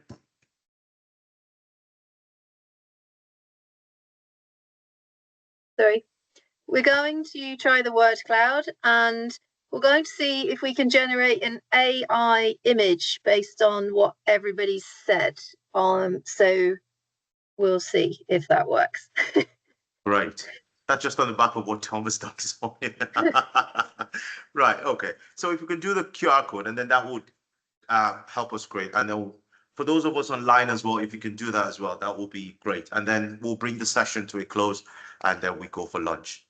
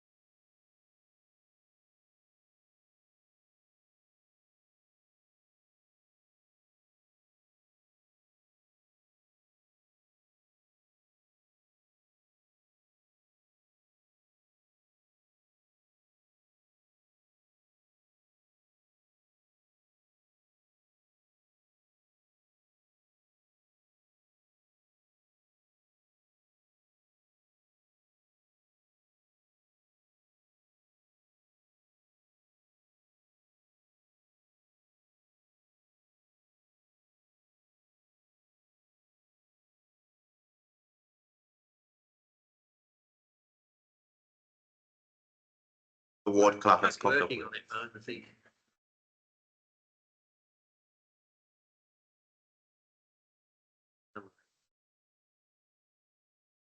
Demon, no.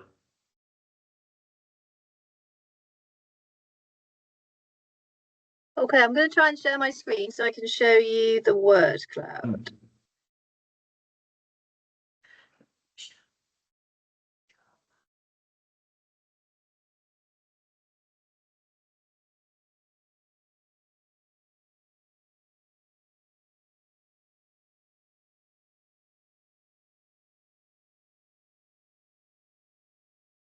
Can you see that, Joseph? No, it's just the blank. It is, it's just the computer's got it. It'll be there. Oh, it's on this screen, but we're waiting for the big one so everyone can see. I can see it already from here. Yeah, Michelle is, trying to refresh. Michelle is waiting for her screen to come to life.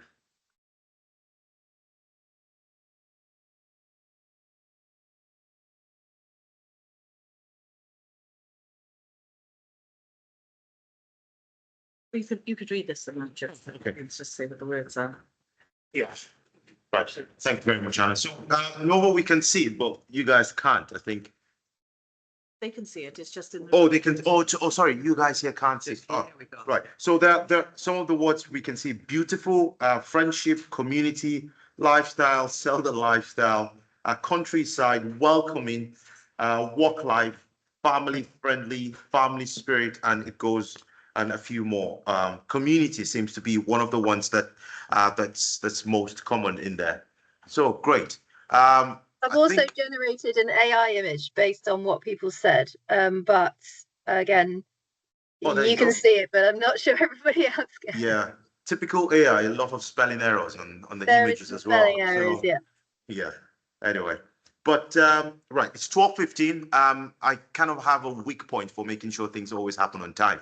So thank you very, very much for just participating in this.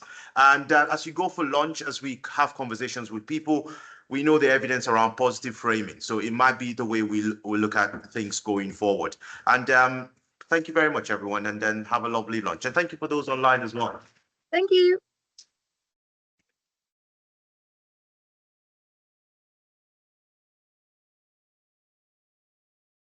Thanks, thank you, and we'll leave it on over lunch, and I don't know, we may even get an AI image. In terms of the break now, we're going to go into a break now, and then we're going to be back in here for 1:30. Just re-plug the posters are there, and scoring sheets are available for anybody that needs to use those. So we'll be back here again for 1:30. Thank you.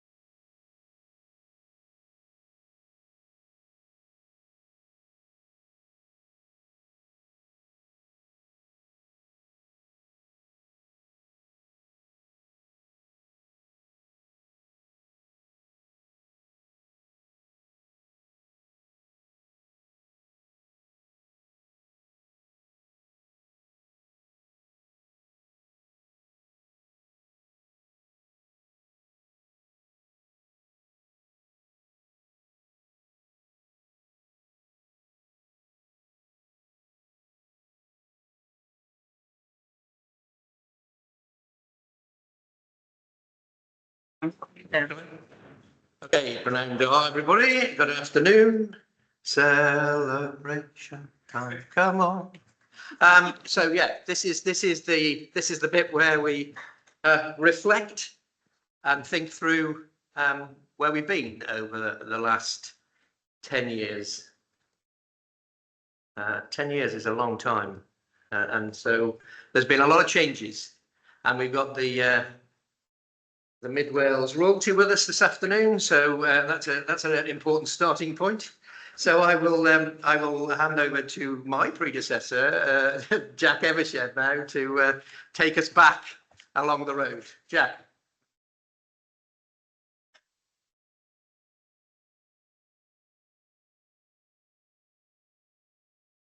Good afternoon, everybody.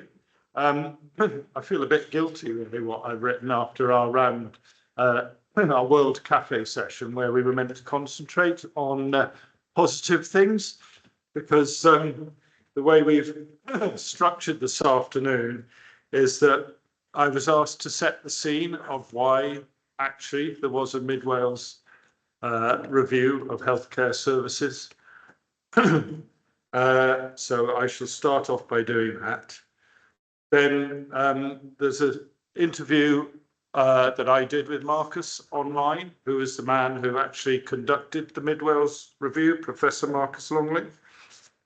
Then Ruth, who had the fortune or misfortune to be my co-chair after the review, will say how we started off on this journey.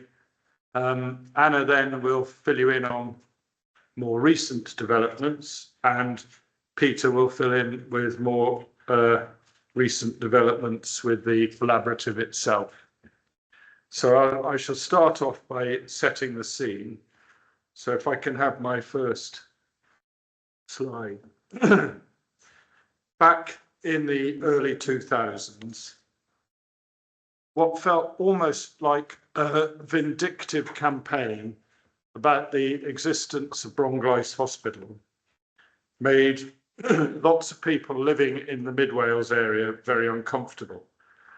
And while we were campaigning, because I was part of the campaign group at that time, the most powerful image we had was this map.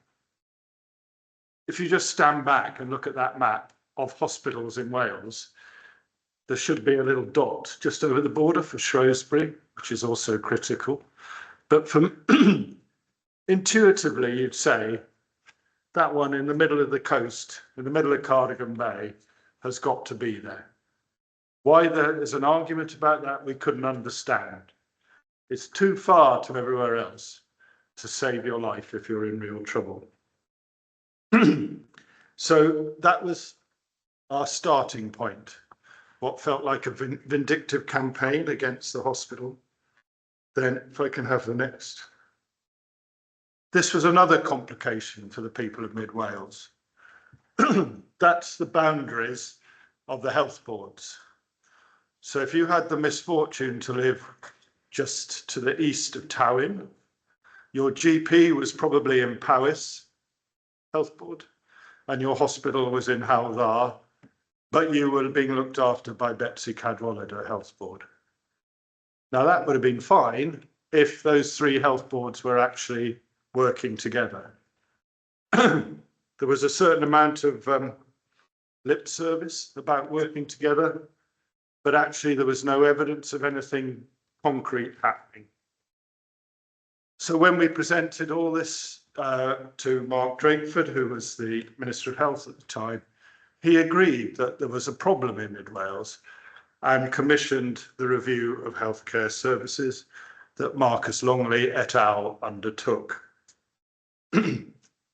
With the benefit of hindsight, as I said, it felt very vindictive at the time, but actually there was a lot of stuff going on that made it understandable with the benefit of hindsight. And I'll just list a few of those things, which is why I think it was hard for the health boards to deliver joined up services for the people of Mid Wales. Firstly, if you all remember Mr. Osborne as our Chancellor of the Exchequer, we were under a period of austerity. There was very little money for public sector organisations to spend. So that naturally led to protectionism of budgets, and it completely militated against people working together. Not only did it stop health boards working together, but it also stopped health boards and local authorities working together, like we all know they need to do to deliver seamless care services, both health and social care. Another thing that was prevalent at the time was that medical practice was becoming more and more specialised. So the idea of a general surgeon, which is what we need in Bronglais, was becoming a very rare specimen. Also, the working practices that the Royal Colleges were promoting, as well as promoting specialisation, militated against a small district general hospital because they were insisting on-call rotas that required a large body of consultants to cover those rotas, so people weren't on call too often. The fact that in a rural district general hospital, you might be on call more often, but you'd be called a lot less frequently, was an argument we'd been trying for many years to promote. Another problem was how actually the NHS was being managed from the top down. When chief execs were called down to their renowned jet meetings, what were they really held to account on? They were held to account on what are you spending, why have you spent too much money? There was one time when Ruth and I had arranged a meeting of the 3 chief execs of the health boards to discuss about the strategy for Mid Wales. And 2 of them, the 2 who've got hospitals in their under their remit, had to pull out because they'd been called down to Cardiff to explain how many ambulances were queuing outside their hospital. This sort of management leaves no room at all for stuff that was needed to be done across Mid Wales, which required both collaboration and really long-term thinking. And that performance management permeated down the health board. So a lot of staff were being held to account for things that meant they didn't have time or space or permission even to do much long-term stuff that was really reactive. Another problem was the way medical schools were training people. They were not producing the sort of people who wanted, understood, or could work in rural areas. There's a phenomenon that when people go to university at that age, they tend to fall in love, either with someone else or with the place or both, and they tend to stay there. And there was nothing being done in Mid Wales to encourage some of the traffic to come the other way. So that was a problem for us. And I remember when I was moaning about our rurality and people not being trained or selected properly to work in rural areas, we were talking to the people in Canada. And they said, well, in Northern Ontario, when they would laugh at our idea of rurality, I mean, you're talking massive distances between everything. The Northern Ontario School of Medicine was set up because none of the medical schools were providing people who could work in that remote rural area because they didn't want to live there. They weren't prepared, and I mean by prepared, taught, to take that autonomy that's required if you're in the middle of nowhere and you're making decisions about people's treatment. You haven't got a phone with 27 consultants behind you in the building to ask for advice and help. So we had that problem. The NHS, by its very nature and very understandably, is terribly risk averse. If something goes wrong in the NHS, the outcomes can be disastrous. If I take a silly decision running my own business, probably it just means a bit of money being lost. But for the NHS, it can be really bad outcomes. But this permeated everything we found in the NHS. The risk aversion, like, does anybody remember Skype before COVID? What happened to them? They were the market leaders and suddenly they disappeared. Anyway, we weren't allowed to use Skype to hold meetings by some of the health boards because they considered it wasn't safe. And also there was a ridiculous situation where people who had have an X-ray in Towing Hospital, the community hospital in Towing, but the orthopods in Bronglice were not allowed to see it at that time. I mean, you couldn't write it really because there was no understanding about how they could share that sort of information between health boards. Maybe there wasn't even the technology at the time. So in that atmosphere, it became hard for staff to actually try new things. But the most fundamental problem that had occurred in Mid Wales, as was outlined in the review, was that there had been a complete breakdown of trust between the people and the health people who provided those health services. It was impossible to have constructive dialogue at the time. As I said, it felt vindictive what was being done to us in Mid Wales. I've tried to explain some of the reasons why perhaps it was going on. But not only had there been a breakdown of trust between the people and the people running health services, there'd been breakdown of trust within health boards. All the consultants at Bronglice actually wrote a letter of no confidence in the management of Hywel Dda at some point. I can't remember exactly when, but before this, the review happened. It was becoming so bad that it was almost that you could say that health boards were becoming dysfunctional. They couldn't actually work in the way they were meant to work. So it was in this maelstrom, or whatever you want to call it, that Mark Drakeford asked Marcus to do his review. And his review came up with 12 recommendations. I won't list them all. The first one was to form a collaborative to bring all the providers of healthcare in Mid Wales together. That was Hywel Dda, Powys, Betsy Cadwaladr, and the ambulance service. At the very beginning, Ruth and I knew that if we were going to do anything good, we needed to involve social care. So we asked the local authorities to join us as well. So that was set up there and then, and is now still going as the joint committee. The second recommendation was to put public engagement back on a different footing. And Ruth will talk a bit more about how we went about that. The third and fourth recommendations were around primary care developments, which were sort of aligned to national developments at the time. The fifth one was that there should be developed a shared strategy by the health boards for Bronglice Hospital, which eventually appeared. I'm looking at Peter there.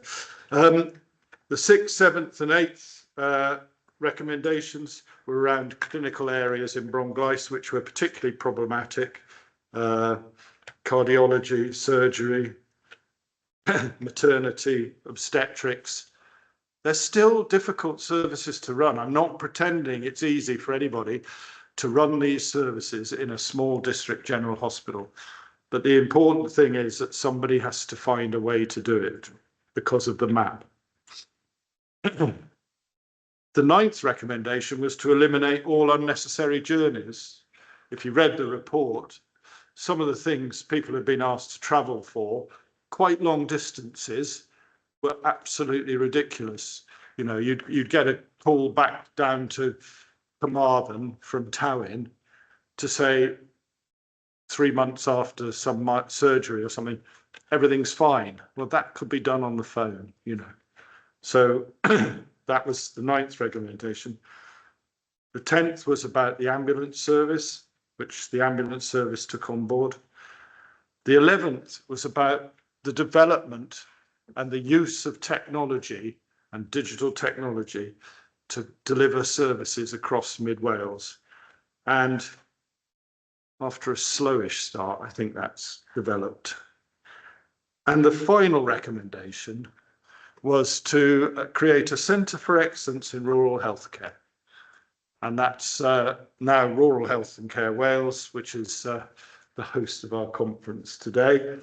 And you'll see in my interview with Marcus, there's quite an amusing story around that, but I won't steal his thunder. So that's what I was asked to do, set the scene of why this all came about. As I said, I'm sorry after the World Cafe, it's slightly less positive than it should have been, but hopefully from now the afternoon will turn around the corner and become far more positive. And I think the next thing now is to play the recording of an interview I did with Marcus, who apologises that he's not be able to be with us today. And I hope I don't come across too badly in my interviewing techniques. I don't claim to be Mr. Parkinson. Thanks.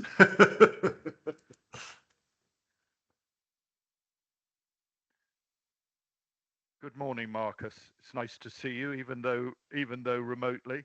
I'm sorry if I keep dropping out. My internet is one of the problems of living in rural mid Wales, as you well know, and here on the farm it's not the most reliable. We're having a retrospective at the moment, looking back at the formation of the Mid Wales Health Collaborative and Rural Health and Care Wales. And it all started due to a review that you carried out about the services across Mid Wales. I was wondering if you could start off by telling us exactly what Mark Drakeford asked you to do for that review. Well, thanks, Jack, and apologies for not being able to be with you. It was a diary clash that I couldn't get out of. I would really have loved to have been there and to talk to colleagues and friends. So the brief really was to look with an open mind at all of the issues which were impacting on what was clearly, if not a unique, an unusual set of circumstances in Mid Wales. So there was a particular set of challenges there, and a lot of concern that in a variety of respects, the statutory authorities weren't doing what was needed for that particular population. So that was the brief, really. It was a broad one for us to interpret as we got into it in the way which seemed to make sense and to address those objectives. And can you tell us a little about how you actually went about it, Marcus? So we spent a lot of time listening to people, Jack, as you know, actually, and as you would expect, I think.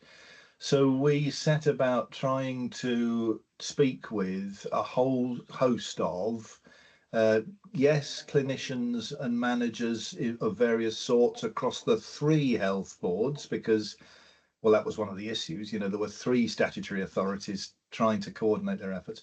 But we also spent a lot of time listening to a variety of, in inverted commas, public groups and voices.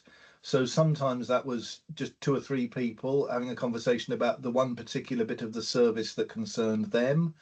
Other times it was big public meetings, open invitation, come along and tell us what you think, including up in Dolgellau, for example. So, you know, we stretched fairly far and wide in terms of listening to what people said.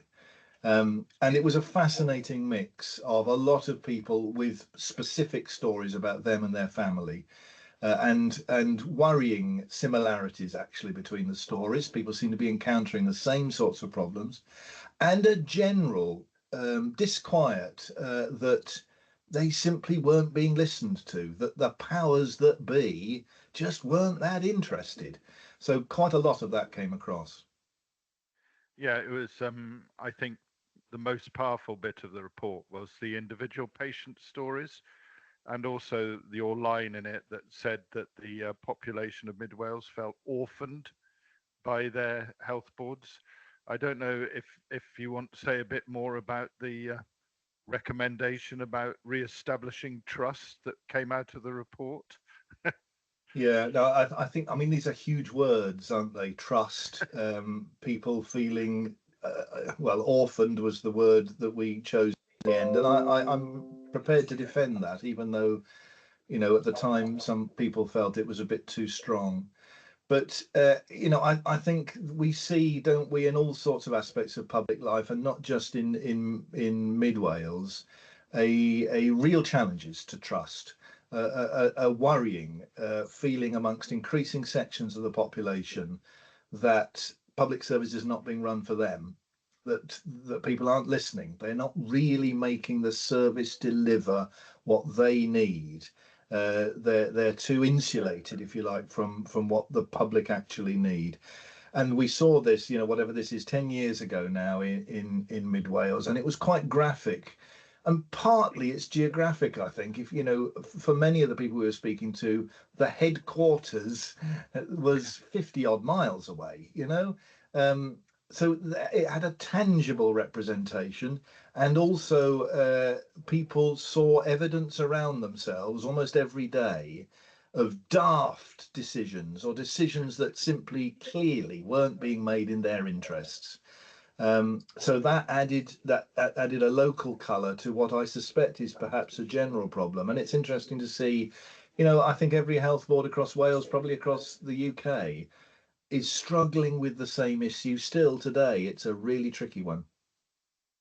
Yeah, I think there you mentioned the fact that decision makers appeared to be a huge distance away from people. So rurality and sparsity of population were obviously problems that were exacerbating things perhaps in Mid Wales. I don't know how you felt about that at the time. That was a very strong theme, and to some extent it's understandable, isn't it? If you're responsible for running the health service in Wales, and the vast majority of the people don't live in some of these areas, they live in the concentrated communities in South Wales and in North Wales. That bit in the middle, if you're not careful, becomes marginal, because it's the numbers. The numbers are small. It won't ever get a huge share of the budget, because the numbers and so on. So it starts with a structural disadvantage, if you like, to do with sheer weight of numbers. But I think also there's a tendency towards one size fits all, I think, in the mindset of many decision makers. That we for reasons of equity, for example, we want to do the same thing everywhere. And it's a mindset that struggles with exceptions. So it's a good thing. It's a good thing that standards of outcomes are the same everywhere. You should be able to expect the same quality of healthcare wherever you live. But if you apply one size fits all to inputs and to processes, you get into trouble, I think.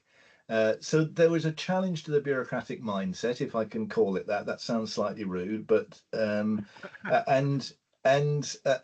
think it was manifest in Wales. People struggled on reasonable grounds, but to say, well, why should they get that? Because we don't do that elsewhere. Why should we privilege them? Well, I think that's a fundamentally misconceived argument, but you would hear that more than once. Yeah. And of course, another problem that you encountered was the fact that someone who lived just to the east of Tywyn probably had their GP in Powys and their district general hospital in Hywel Dda. And not only were there geographical, physical boundaries, but there were institutional boundaries as well. And what did you find out about that? Yes, well, I mean, you just look at the map, for 10 seconds, and you see all those administrative boundaries superimposed on what essentially is a discrete population, if you like. Exactly as you've said, Jack, and there's absolutely no need to labour this point to everybody working in that area. It's just painfully obvious. And there was a lot of well-meaning intention to work across boundaries. Nobody would challenge the fact that those three health boards have got to work together for the population that, exactly as you point out, that straddles that boundary and needs coordination. So lip service was paid to it, but in some cases it wasn't much more than lip service. It seemed to get crowded out by all of the other pressures that the health service is always under. And warm words, butter no parsnips, as somebody once said. So yeah, but you know that's fine. But what are you going to do about it was the question that we were trying to tackle. You know, you've got to come up with, I think, some structures, some processes, some governance arrangements, and above all, a culture that absolutely understands why this is central business. It's not a nice add-on. This is how you do your job in Mid Wales. And of course, other health boards face exactly the same challenges. There are lots of parts of Wales where administrative boundaries bisect communities. So it's a tricky one, but and it'll be interesting to reflect, I think, on how things have or have not moved on from those days. Yeah, well, we have Peter Skitt giving a talk about where we are now, and Ruth will be saying how we tried to address those problems when we kicked off. But there was another problem that was around at the time, was that it seemed that we didn't have a suitable workforce to deliver services in Mid Wales. How much did you find and think about that? Yeah, I think that was absolutely crucial. I mean, any discussion about health services sooner or later comes to the workforce, doesn't it? Because, you know, well, for all the obvious reasons. And there were a number of examples, I think, where this sort of one size fits all mentality wasn't working really. And, you know, it was obvious things like particular shortages. So, you know, health service workforce shortages are not unique to Mid Wales, of course they're not. But there were some areas where the problem was exacerbated by a failure to recruit sufficient people, a failure to retain people, people who were not particularly trained or rewarded for developing the expertises which were relevant to this community, and so on. So that partly that comes back to training and professional development arrangements. Partly it comes back to probably boring stuff like setting establishments and so on as well, and roles, and a willingness to experiment with new roles to meet what people in rural Wales need, and they in turn challenge some of the professional standards which, you know, some of the Royal Colleges struggled to understand why it needed to be different, and so on. So yeah, I mean, it's written right through all of this, and of course it's not helped by the fact that the health service generally is, particularly now, is really struggling with some workforce issues too. Yeah.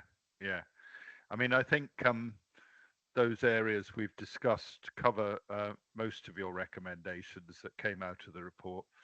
But the final one was that that a centre for excellence in rural healthcare should be established. And when Ruth and I were looking at that, I remember we were thinking, what does he mean by that? And I remember phoning you up and said, Marcus, what did you mean by that? And your reply lives with me to this day, where you said, I wasn't really sure, I just see what happened.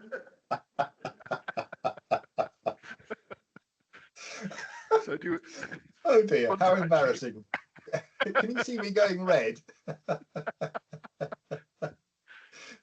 So it is one thing, I think, of all the recommendations where I hauled before the Cynhadledd to justify what we did, we have the most evidence that we've achieved real progress. So would you like to talk a bit about that recommendation and see if where we are was what you intended?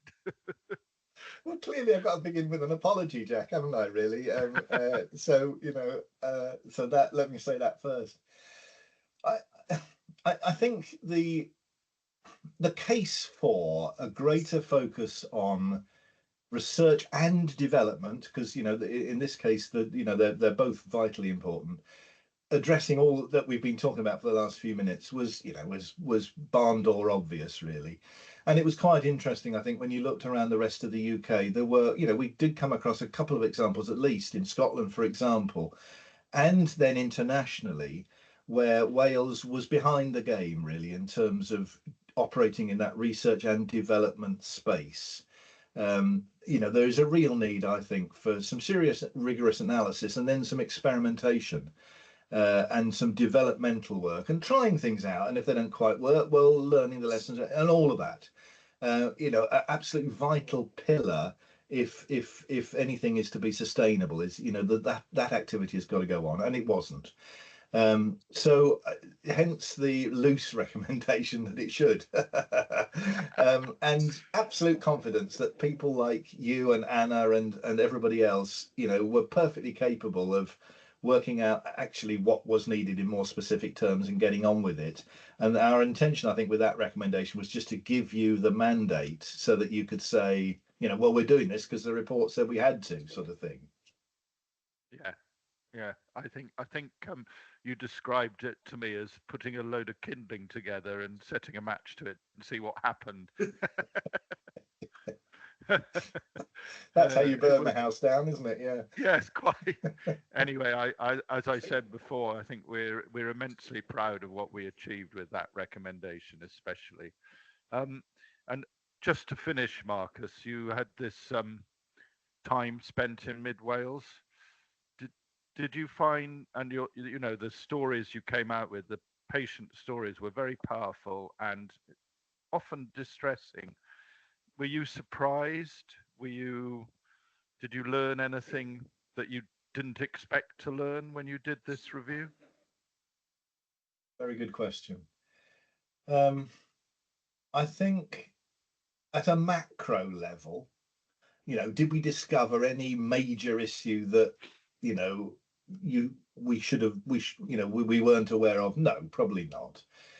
But, where it becomes telling, I think, is when you drill down into the detail and you think about, well, what precisely do you do about that issue? I was relatively surprised, I think, in one way delighted and one way troubled. So delighted because there was so much evidence that excellent clinical care was being provided to this population, and quite imaginatively as well. So you just take Bromwich General Hospital, for example, has a number of had at that stage a number of imaginative patient pathways and ways of deploying resources which recognised the limitations in which they were operating, but delivered high quality care. And time again, we came across that, not just in hospital, but in the community and so on. So that was really sort of affirming, if you like, and surprising, I don't know, but delightful. More worrying, though, I think, was how endemic and perhaps structural some of the disregard of the unique characteristics of this population and how embedded that was in a number of places. And understandable. And this isn't criticizing individuals as being wicked or anything like that. They were good people trying to do a good job, but and how that translates into a growing disparity between one of the health boards and the population that it was there to serve. That is not sustainable. You cannot continue in that fashion for all sorts of reasons. And I went away quite worried about all of that, really, because it was quite a big challenge for people, which they picked up and embraced, but a big challenge for people to sort that out because it represented what had happened, over many years. Yeah, and as you say, there were pockets of fantastic stuff going on across Mid Wales, and if I dare say it, despite the system they were working in. But what we found when we started was how hard it was to replicate good practice as well. Do you think that's a continuing theme, or is it getting better? Oh, I mean, it's certainly still absolutely present throughout. I mean, this isn't unique to Mid Wales. I think it's throughout the health service, isn't it, Jack? I mean, and as well as I. Sometimes there is good reason not to copy and replicate because circumstances are different and so on. So you can quite often mount a respectable argument to say it might work over there, but it wouldn't work here. Or more often, actually, we're doing things slightly different here. We've already made progress in these areas and we want to build on that and not import some sort of somebody else's model. So, you know, sometimes there's a respectable argument for that. But I think also that goes with a predisposition for people to be skeptical, to value what they've done, to take pride in their own achievements, and therefore it seems to denigrate a little what other people have done. So that's a real cultural problem, isn't it? For the health service, that it constantly requires attention. Yeah. No, that's great. Thank you, Marcus. Any final words for the people of Mid Wales? Apologies now you've again. Retreated down to the south. Apologies again for not being with you. I'd really love to have come, but I'm sure you've had a really worthwhile and fulfilling time. Thank you. Thank you, Marcus. Lovely to see you again, and no doubt our paths will cross at some point again. Cheers. Thank you. Bye.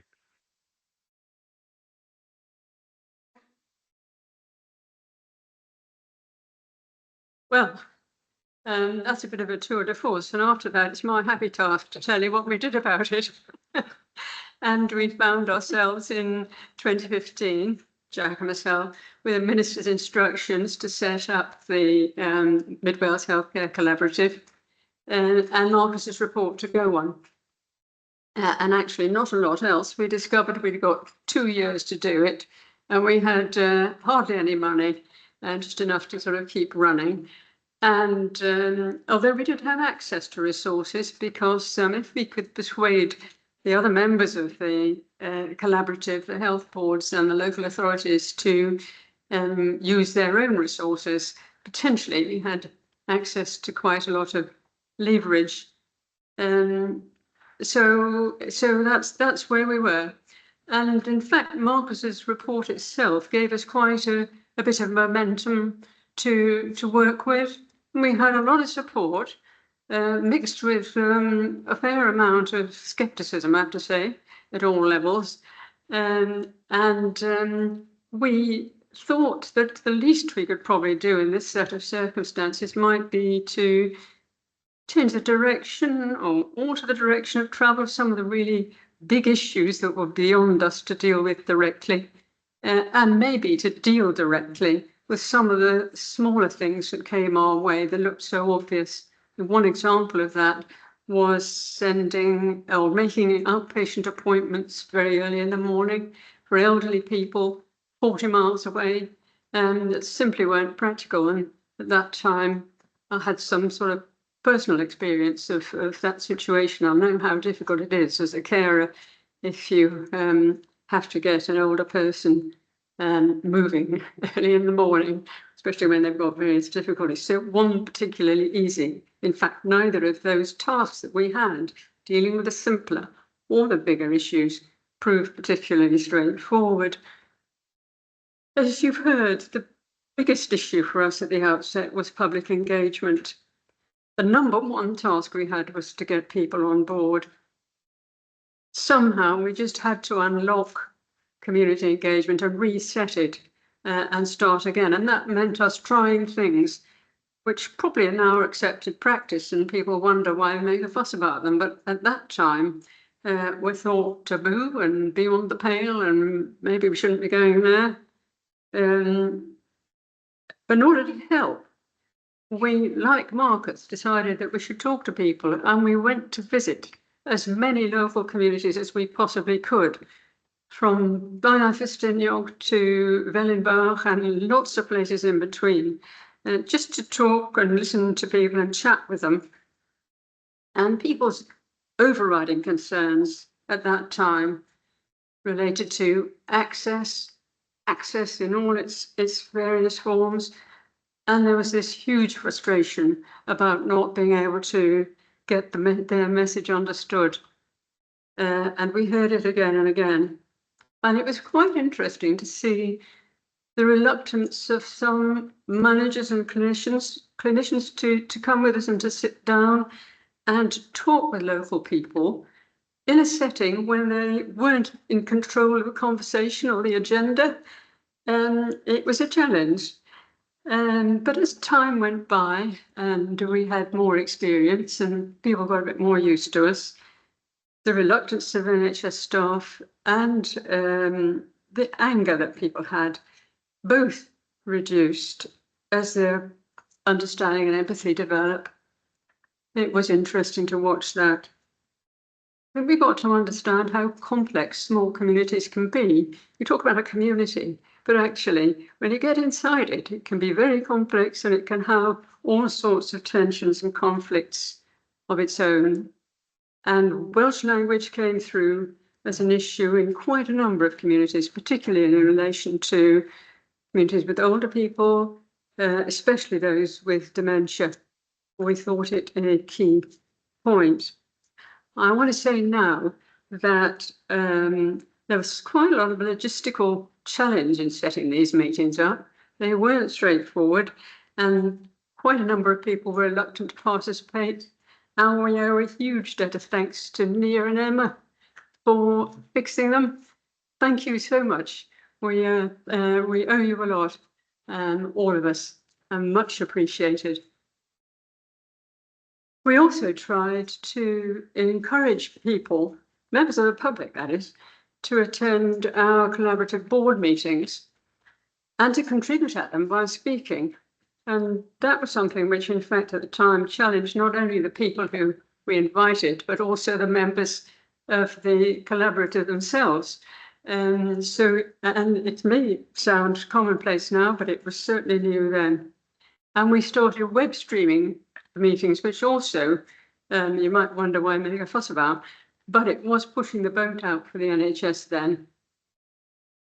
And we tried to increase public participation in strategic planning groups, and that brought its own issues, not least one of finding the right representatives, people with the time and the willingness and the background from the public to contribute to some of the discussions. But it was well worthwhile when we did. On the whole, people's issues weren't amenable to quick fixes. The best we could hope for in the time that we got was to try and put in place arrangements which would continue after we finished, and which would outlive the collaborative. And one example of that was the Bronze plan, which St. Peter inherited. So keep planting the acorns and hope occasionally you might get a tree. And as a small aside, I did actually do that at this time. I went out in the garden and planted some acorns, and I now have a tree. It's about 8 foot tall. It's quite a bit taller than me, and it's going strong. So you should try it sometime. But since all that, Welsh Government has brought CHCs together and created Llais.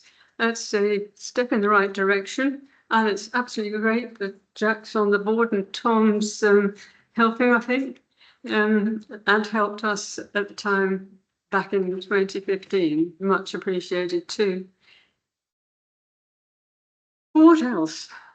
Well, NHS workforce issues troubled people pretty universally, especially recruitment and retention, and I noticed that has come up several times already in the short time that I've been here this morning. And difficulties that people associated often, with a situation of rural disadvantage. They thought it was one symptom of being overlooked and disadvantaged because of a rural context. We did make efforts back in 2015 to promote Mid Wales as a wonderful place to live and work and bring up a family. And actually that did bear some fruit. But those issues are still with us for a variety of reasons. The collaborative lobbied for more locally based training opportunities and for a national body to coordinate training equitably across Wales so it didn't disadvantage rural areas and we didn't suffer as a result. And we supported the idea of a Welsh national body to oversee health education and training. In fact, we actually offered to set it up ourselves, which was probably sticking our necks out of it.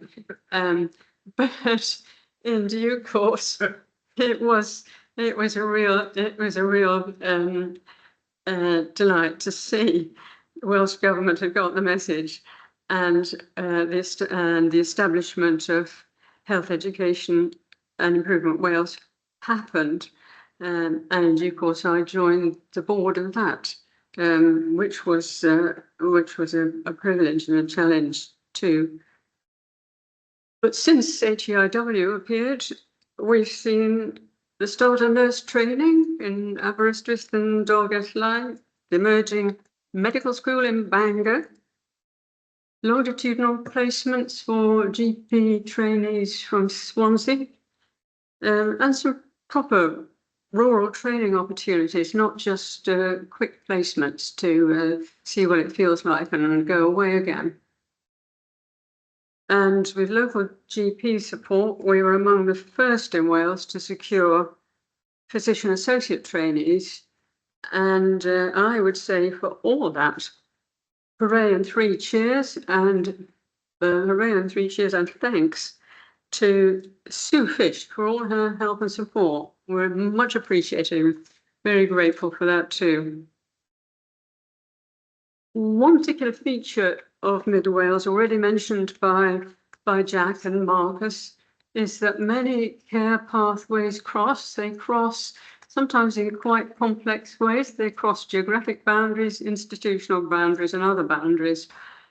But for us, social care was pretty crucial for our aspirations.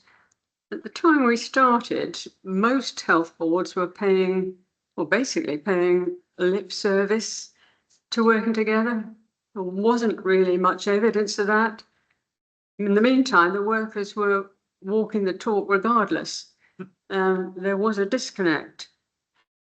But we had both health boards and local authorities as collaborative members, which was an approach which was later carried forward into the regional partnership boards. And we managed to get care providers at least talking together, even across the national boundary between Pronglais and Shrewsbury, which was, I think at the time, a bit of an achievement. So the collaborative provided a formalised setting or avenue to plan together and to plan and fund collaborative working, which was certainly a useful step forward. Jack mentioned risk aversion. I want to touch on that. We came across it in spades, and in fact it's well recognised in the NHS, a big problem because it stifles innovation. One symptom was the reluctance of professionals to take part in our public engagement activities. We thought a more joined up performance management and risk management process might help take the pressure off staff and provide some cover for them to try new things and to be creative. And in fact, we tried a few new things ourselves, as I've probably explained, some more successful than others. Later, COVID shifted the dial on this, and much better systems have been introduced, and I hope very much that we made some contribution to that. We went all around all these local communities everywhere. Everyone was talking about what felt like the disintegration of the integrity of local communities. There were disappearing post offices, disappearing banks, disappearing public transport, and a sense of loneliness and isolation affecting people of all ages, including mothers with young children. And they came to talk to us with kids in prams and buggies, and it was a delight to see them, but sad to see how they felt living in such a lovely part of the country. There were a lot of third sector organisations trying to help. Some of them were falling over each other to help locally without a sense of connection or understanding what each other was doing. And while all this was going on, at the same time, people were saying that they appreciated how beautiful their part of Wales is and how and what a privilege it was to live there and what a lovely place and a special place.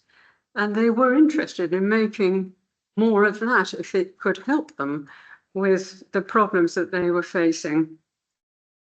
And all that chimed with the aims of the Future Generations Act. And at the same time, Welsh Government was in the development processes behind a healthier Wales. And we were, the collaborative was called to give evidence. Jack and I went to Cardiff to do that, and we talked through this issue of rural wellbeing with the development team, and I hope they took some notice. But what we did was to hold a one-off conference workshop to explore what could be done to optimise local green health benefits. This proposal, surprisingly, raised some scepticism amongst some other members of the collaborative along the lines of, should the collaborative be getting into this? And we listened to that. However, we did go ahead and we held a big workshop in 2017. It was called Green Health in Practice. 1 or 2 people in the room were there. It was addressed by the CMO then, and now Frank Atherton. I mean, it was considerably oversubscribed, and it generated a fairly comprehensive action list, which was mostly picked up by what was then our embryonic rural healthcare Wales. For example, there was a loud call for some kind of managed networking for third sector organisations, and Rural Healthcare Wales took this on to organise. Yeah, is that still going? Yeah. Yeah. Welcome. Yeah. And so altogether, in terms of lasting effects, that initiative proved one of our most enduring and productive. And Welsh Government's publication of the Framework for Social Prescribing earlier in the year, which followed on, is all a very positive and welcome development. And all this brings me to rural healthcare Wales itself. And we heard a little bit. The story behind this, I mean, you may not be interested, but I think it's quite interesting. We've been instructed by the Minister, Mark Draper, who was then at that time Minister for Health and Social Care, to set up a Centre for Excellence in Rural Healthcare. There were no other instructions whatsoever. And whatever Marcus says, and I'm sure he wouldn't mind me saying this, when we asked him what this centre was supposed to be, he wants a lot of help, really. So we started on an interesting journey, and not without its good bits and its bumps and so on. But we got there, and to cut a long story short, here we are today. And this is one of the most tangible, I think, and definite legacies of our time, and it's a real pleasure to see it. So I'm going to leave Anna to fill in the details and talk about it later. There we go. So the Mid Wales Healthcare Collaborative was a one-off opportunity to do things differently. It came to its designated end actually in 2018, and it rolled on into the joint committee, which Peter led, and he's going to talk about again in a minute. So much has been achieved by others since our time, and I hope, on reflection, that at least we open the doors for things that have happened since, and we created a better climate for all that. In fact, it couldn't really have been much worse than was described by Jack and Marcus earlier on. I would like to say diolch o galon to those with whom we worked, including some really wonderful members of the public. I asked one lady from an upland village where she and her friends went shopping. She said, we go with the flow, we follow the river and we end up in Welshpool. And I just think that's a great message. Think about it. I'll leave you with it. Thanks very much.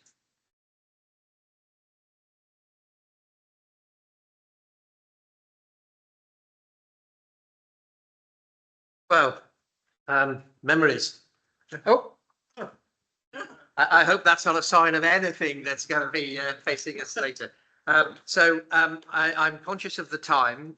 Thank you both so much for that, because as you say, without the beginnings, there wouldn't be where we are today. And I know the effort and the hours and the difficult conversations that you guys had during that time, and some very hostile receptions in some meetings as well. So thank you, Diolch, for that. I'm going to hand over now to Anna, who's going to take us through the Rural Health and Care Wales story.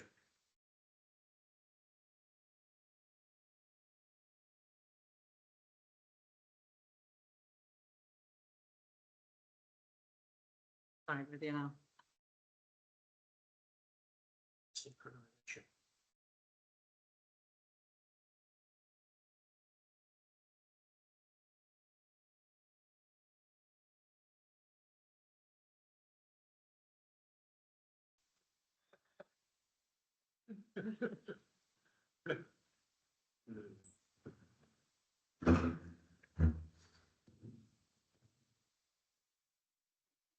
Apologies, I think there's a couple of issues here. One, I don't often talk under the techie bits, but also there's a lag on Michelle's computer. So I think online you can see. So I'm going to talk about more the practical bits. Jack and Ruth obviously laid the foundations for what was to become Rural Health and Care Wales. And the recommendation, you can't see it now. Can you see it online? Can you see? Yeah, it's online.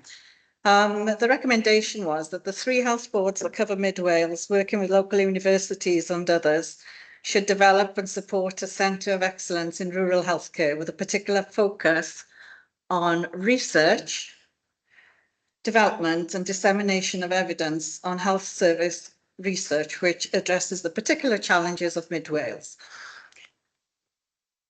Oh, water, there we go. And so Professor Mark Drakeford, he launched Rural Health and Care Wales, or the Centre for Excellence in Rural Health and Care, back in March 2016. It was funded from the onset by the 3 health boards and the Welsh Ambulance Services Trust. It continues to be funded by the 3 health boards, that's Powys, Betsy and Hywel Dda, although at a diminishing rate, which is what we were asked to do, and which we've, touch wood, been successful to do so far. But we also have a very active guiding stakeholder group, which includes 5 universities and the local authorities of Ceredigion, Gwynedd and Powys. We also now have the research, innovation and improvement hubs from North, West and Powys on the board, which has been great, and some patient and public representatives. This is the main area of focus of our work, in the definition from the Mid Wales Healthcare Collaborative's point of view at the time of what the Mid Wales region consisted of. Jack had the map of the hospitals. You can see that red dot in the middle is Bronglais.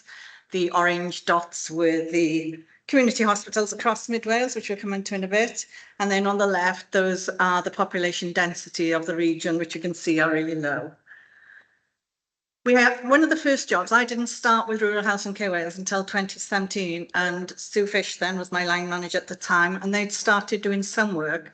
So when I started, I was tasked with developing a vision, aims and objective for Rural Health and Care Wales, branding, logos, website, but also we had to do work pretty urgently on recruitment and retention. So that's how it all commenced. And this was the vision, aims and objectives that we set up, and they were very much driven by the Welsh Government at the time, who insisted that we had aspirations to reach international audiences, not just within Wales. We work to an annual work programme, which is currently aligned to the strategic priorities of the Mid Wales Joint Committee, and they have to approve not only the work programme, but our annual budget, And also we then do quarterly updates. We do quarterly updates to our stakeholder group who act as critical friends, which is great because we have some really positive feedback from them. And then we also report to the planning and delivery group of the Mid Wales Joint Committee and the Mid Wales Joint Committee itself. So that's the boring bit. That's the governance bit. What I really want to talk about is just to show you a small section of the work that we've been doing to see if you could, well, I'll ask you the question at the end, if you think we've achieved what we were set out to achieve. In your pack, you will have a booklet. This started off, I asked Michelle, who's sitting there in the front, to go back through all our update reports and all our work programs and draw together a reflection of what we've actually achieved. It's not exactly 10 years, it's since 2017, but 10 years since the healthcare study was published that we were told to be set up. And she came to me with a very rough 100-page document of all the work that we've done. And even that had some blanks, which we said, need more information, need information. So what I did then, I've taken it down to 30 pages, which is this abbreviated version, which just gives you a flavour of some of the work. And what I'm going to do today is make it even shorter. So you're just going to have some slides, which hopefully will just give you a flavour. We haven't got the time, unless we had a couple of days conference just to Rural Health and Care Wales, to go through all our projects. But I hope at the end of the presentation, you have a better understanding of what we've been doing. So I've thematically grouped the type of activities we've been involved with. And from the onset, it's interesting now, the emphasis is very much on the preventative agenda. But from the onset, we were involved with undertaking projects and initiatives that looked to prevention, that looked to prevent ill health. So that's our first theme. The second was community-based projects. Again, maybe ahead of our time at the time, but now community is where it's all at. Third, I've already mentioned recruitment and retention of the workforce. Fourth then is research that we were undertaking ourselves internally to get a better understanding of the region, of rural health and care issues, or research that we were asked to undertake on behalf of the Joint Committee or any of the subgroups.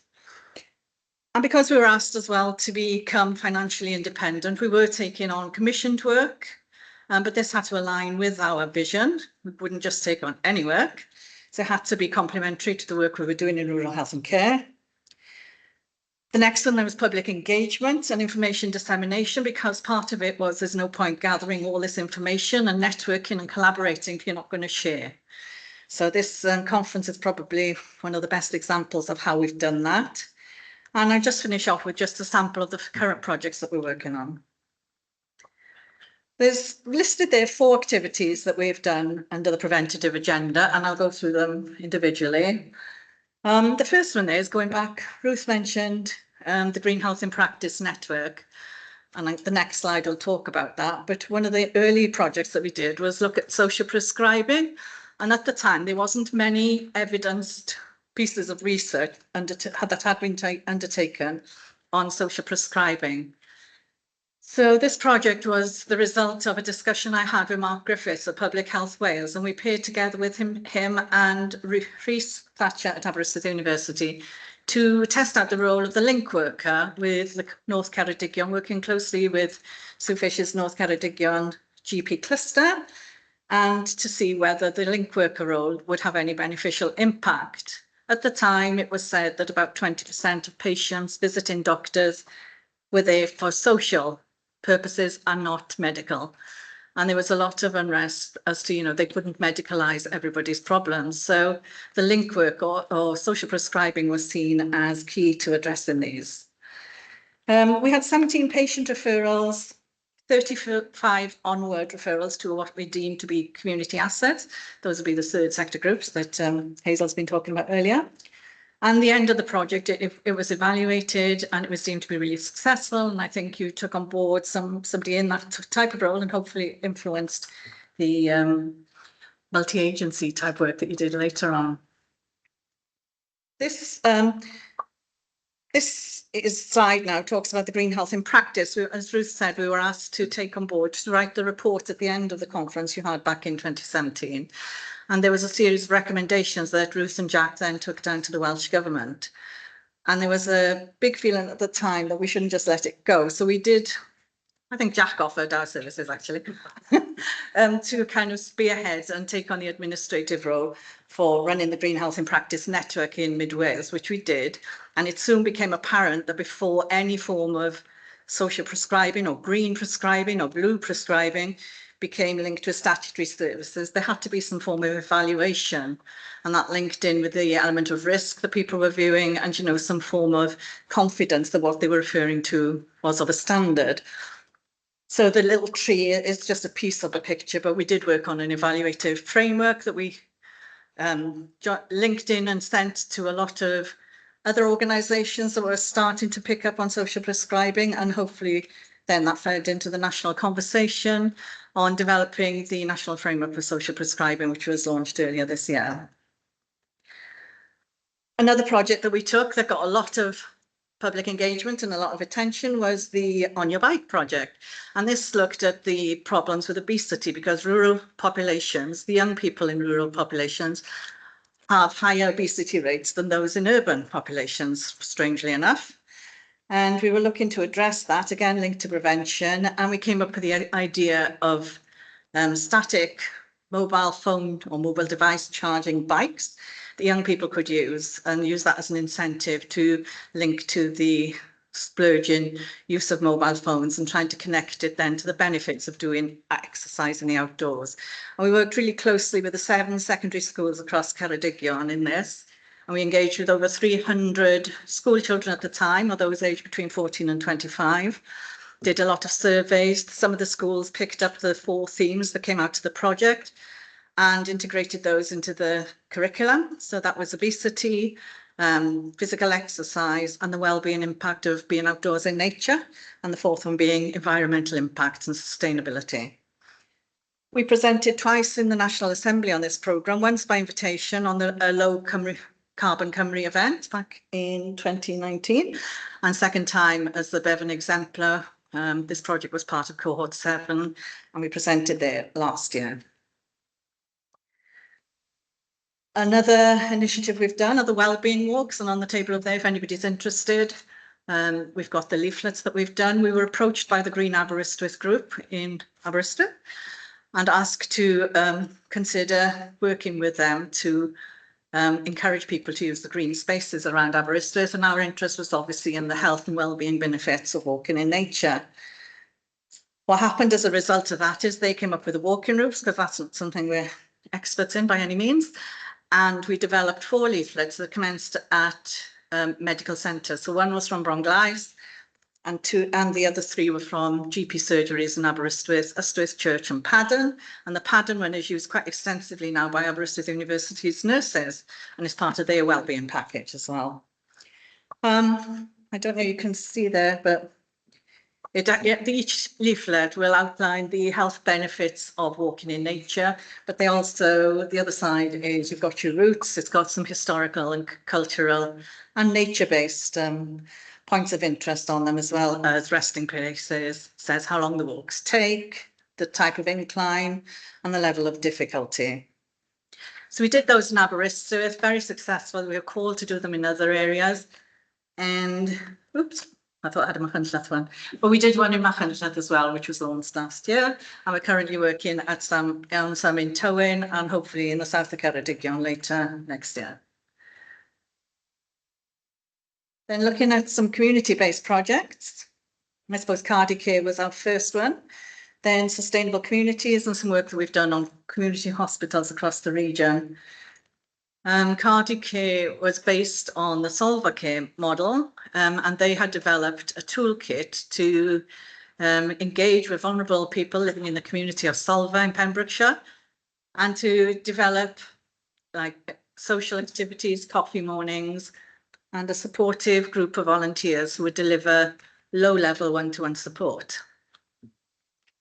And on the basis of that, they developed this toolkit, which was funded by Swansea University, I think, but there was a lot of scepticism whether this toolkit could be just picked up and dropped into communities elsewhere. And we said, well, it's never been tested, so why don't we try it?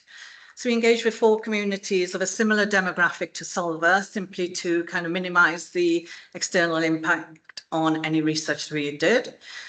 We came up with 4 communities. It was Llangrannog, Bors, Aberporth, and New Quay.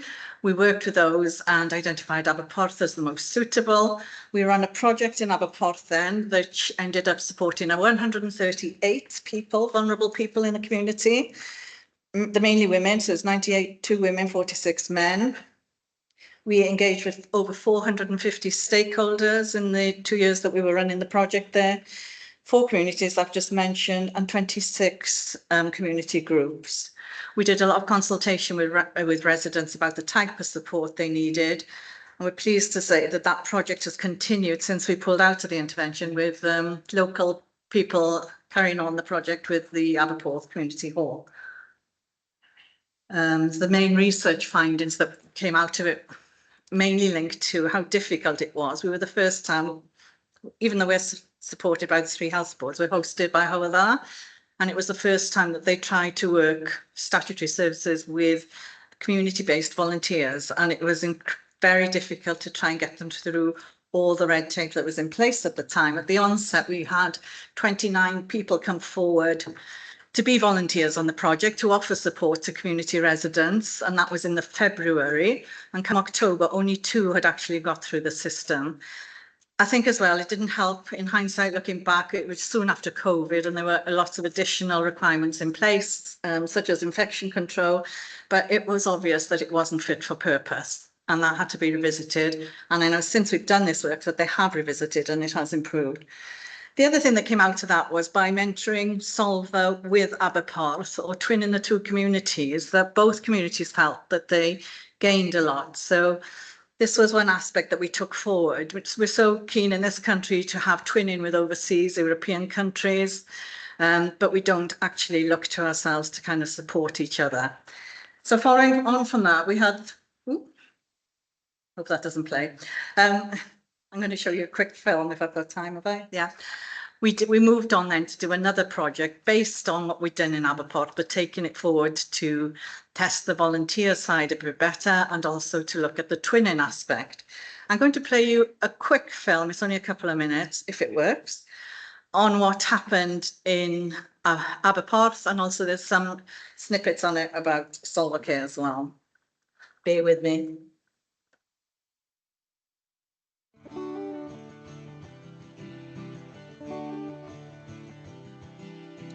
Throw them high to the sky, paper airplanes go by. My name is Molly Roach. I'm married into Solva. My husband Alan is from here, and we've been living here now since we retired for about 30 years. It was difficult here in Solva to get care, although there are elderly people here, because it is so far to travel. And care firms were saying, we will come if we can do all the cases in Solva. But of course it doesn't work like that. And some people were already with care companies, and some people, because they're retired and have some funding of their own, were having to pay for their care anyway, and so they were getting local people to care for them and local carers. So it was clearly, we thought, it's not a situation we can do something about.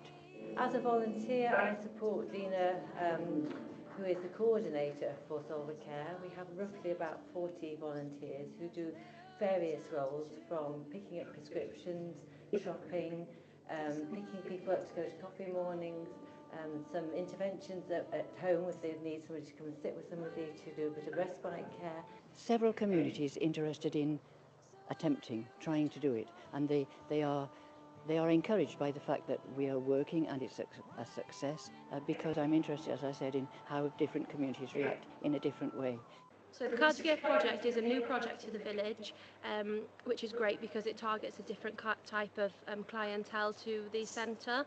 It really enhances the existing projects that we have with regards to the community fridge, the clothing swap, lunch clubs, and other various activities and events we have going on, and it fits in really nicely, as I say, to enhance existing things like the lunch club. People can come out for the whole day and grab some lunch, have some live entertainment, do various activities in a really social, friendly, safe environment. I think it's just bringing our community together, and it's really this little building has been quite a buzz from day one since we've been here, since last year, and especially after COVID, it's been quite a tonic for people, I think, and there is a need for help, yeah, and it's nice that we've got a lot of volunteers coming our way.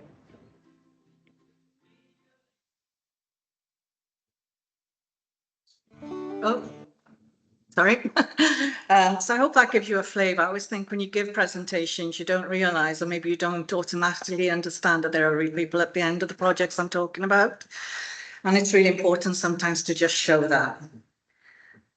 So following on from what we did in Aberporth, we then had funding from the UK Shared Prosperity Fund, but it was very short-term funding to run a similar project then in 2 landlocked communities across the region. So Mary and Lottie, who are sitting over there, both were appointed to do work in Lampeter and Cynhadledd, and they set up a similar system, although it's a very short-term project, to working with vulnerable people in the community to provide social activities. And again, a proven need for that. Whether people know it, loneliness is the biggest killer at the moment. It used to be obesity and smoking, but all the research now is pointing at social isolation and loneliness. And I don't think we can underestimate the impact that has on physical health. So to even just host social events and enable people to come and socialise has a huge positive onward impact on their physical health. This project is just coming to an end. I think we've got a figure there of 95 individuals supported across the 2. And don't forget, this is only very short term. It was only March we started, and I think the first activities were in May, and then we finished end of October. Hugely popular again, the exchange visits. They love visiting other communities, and this is something I think that we need to take on board in Mid Wales, because we are community based, we are very community focused. You know, getting communities together and learning from each other and interacting together has a huge potential synergistic benefit. The next community-based one is just to talk about community hospitals. We all know the importance of those, and I know there's a lot of consultations ongoing at the moment. But what we did was just chronicle the information as to what services they offer. Another project Michelle was working on, and they've got like a historical infographic that we've developed. So part of the information dissemination that we do infographics and produce publications. And this one's been really popular with schools and with education and with university students as well, to find out the history of these hospitals. So these are hospitals from Mid Wales, all bilingual available if you want them on the stand. We've also done another infographic just on the services. Then the other big project that we had to do was supporting the recruitment and retention of the healthcare workforce. And in no means do we want to undermine any of the good work that the local authorities and health boards are doing. What we were doing was trying to take a regional perspective and bring it all together in terms of having health and care under one umbrella, but not just being a single health board or a single local authority focus, but doing it across the region. So those are some of the examples of the work that we did, and I'll talk in more detail about a few of them now. You will have had in your pack the leaflet, the booklet I'm talking about, which is the recruitment one. And this goes back to, we did that back in 2018, I think it was released. And it was health and care, and again, it was across the region. And the Welsh Government at the time had a big recruitment initiative called Work, Train, Live, and we had to comply with that. Well, I'll talk about later research, which kind of indicates that maybe that shouldn't have been the focus. Just some of the pages here. So you've got a social worker there based in Gwynedd, I believe, and what it was, looking at the work aspect and also looking at the activity that they were doing in their free time, trying to entice people to rural areas to do cycling, walking, swimming, you know, to take advantage of our beautiful environment. And we've got some GPs there from, strangely enough, Powys, Llanidloes. And that booklet is still in publication, even though some of the details in terms of the contact details have changed, but we've still got some available if anybody's interested, and if anybody's here looking for a job, come and see us. But then this leads on to a piece of work. We had Angharad working with us at the time, and when I started, an agreement had already been made. She was the education nurse in Hywel Dda, but an agreement had been made that she would be funded to do a PhD with Aberystwyth University on the recruitment and retention of nurses to rural area, as there was a huge gap. And according to some statistics I saw online last night, I think there's 2,000 nursing vacancies across the whole of Wales at present. So this isn't something that's going away. In fact, after COVID, it's got worse. So this research was undertaken primarily in 2018, and the booklet, we've published a booklet, again, over there, available if anybody's interested. in 2019 that gave the reasons why recruitment and retention to rural area was so problematic. And the resultant, the biggest, I suppose, the strongest message to come from it was that in order to employ local, you've got to train local. It's people who want to live in rural areas who will work in rural areas and stay in rural areas. You can spend money and entice people to rural areas, but ultimately they're not necessarily going to stay. So there's a lot of information in there as to, you know, the work that Hannah did at the time. And the reasons why that was the case. But that was a new direction, and we took that to the Welsh Government and to RHCW as reasons to maybe they needed to relook at the Work, Train, Live campaign that wasn't necessarily working. But one of the things we were asked to do after doing the booklet and the research and Hannah doing a PhD, we were approached by the health boards and asked to do a collaborative recruitment video for all 3 health boards, which if any of you have worked across multiple partners will know it's quite difficult, but we got there in the end, and I'm just going to play you a short video. Again, it had to align at the time with the Work, Train, Live, but I hope it shows you some positive aspects about working in Mid Wales.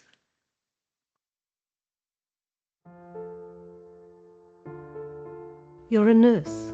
You care for the young, you care for the old, those in the middle and lives yet to unfold. And we need you.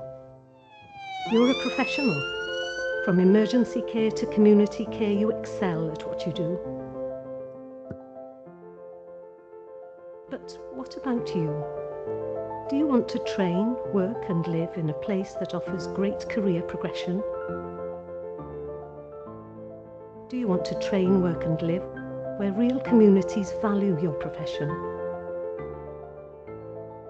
Would you like to work with us where the mountains meet the sea? Would this be a place that you'd like to be? I mean, really like to be? Would you like to train, work and live with a wind in your sails?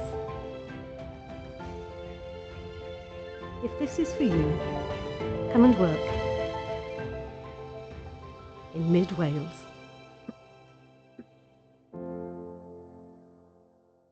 And how about that? You can see how Val puts the contact point at the end, and they collated all the inquiries that came from that. Sorry, hopefully you recognise some people and places in there, and you'll see Angharad was the dummy A&E patient, because obviously everything else was using real patients and nurses, but apart from the A&E situation in Bronglais, where we had to bring in an actress, which is a member of staff who kindly volunteered. The other piece of work we did was asked to review the higher education provision in terms of how many courses were available in Wales to local people if they wanted to study at a higher education level.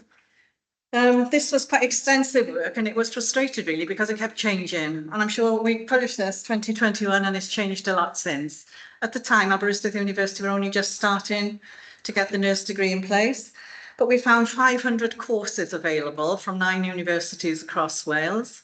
And we have details of all of these, and whilst they may have changed, I think the contact details are still available.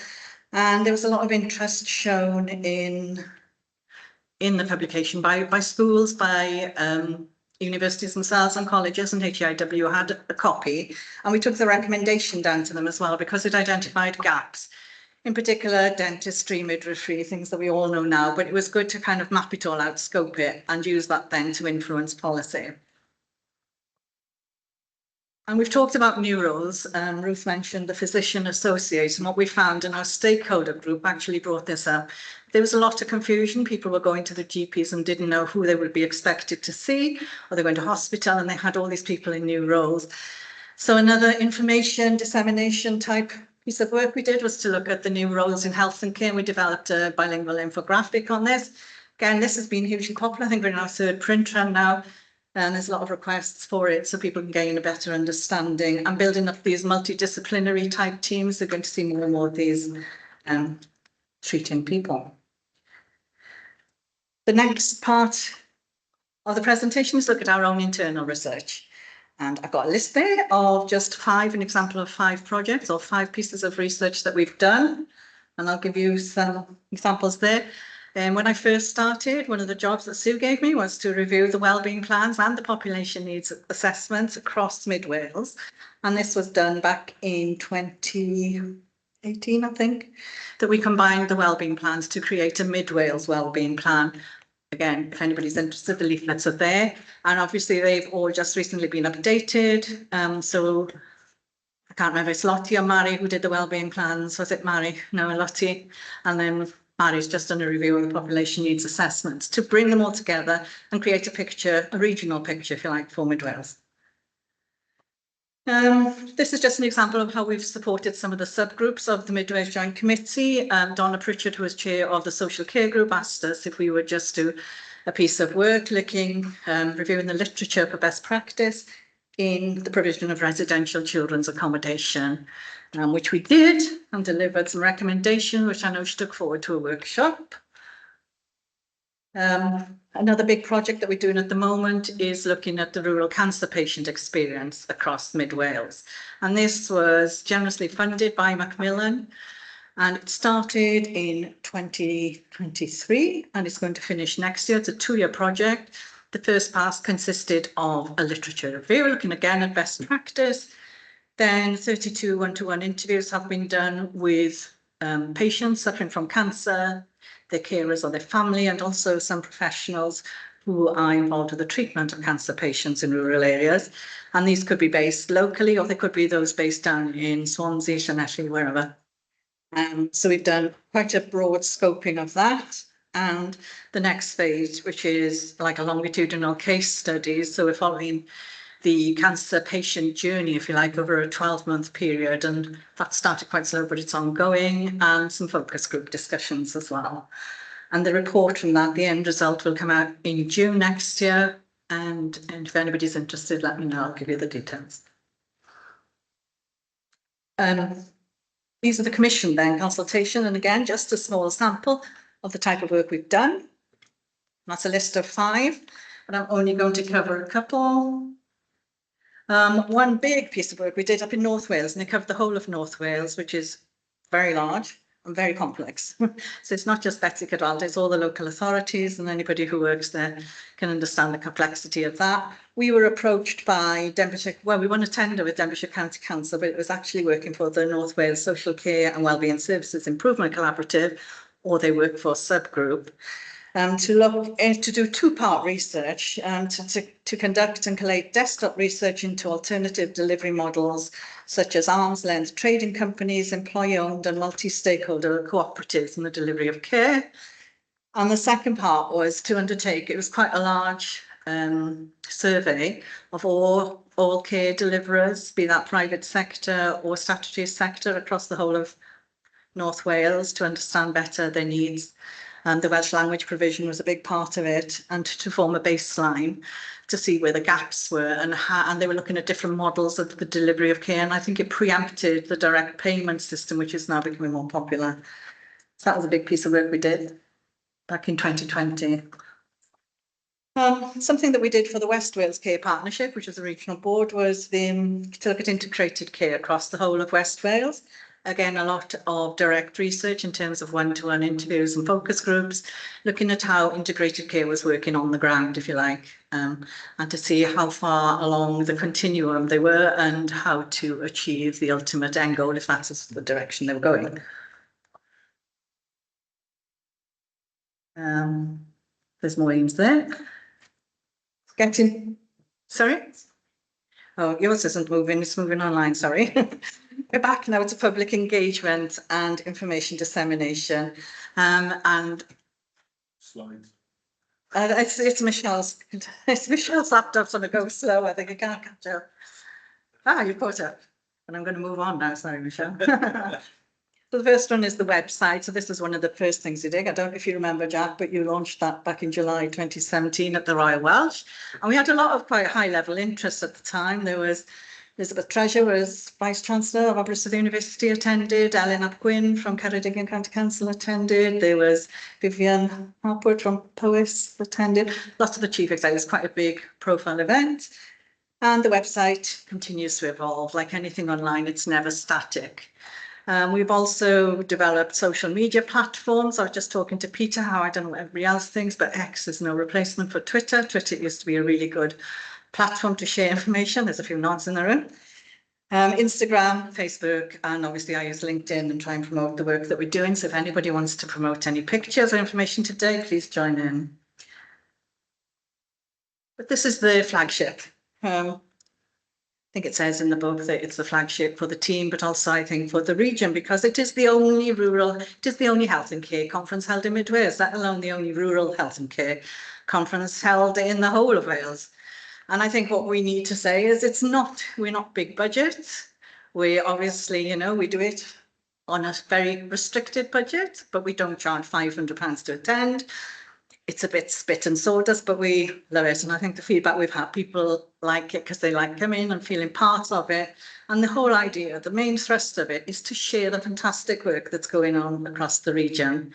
We started off as a one-day conference in 2017. Then we moved to 2 days, and this year it's the third day, but only because we've got the celebratory event today. We'll probably go back to 2 days.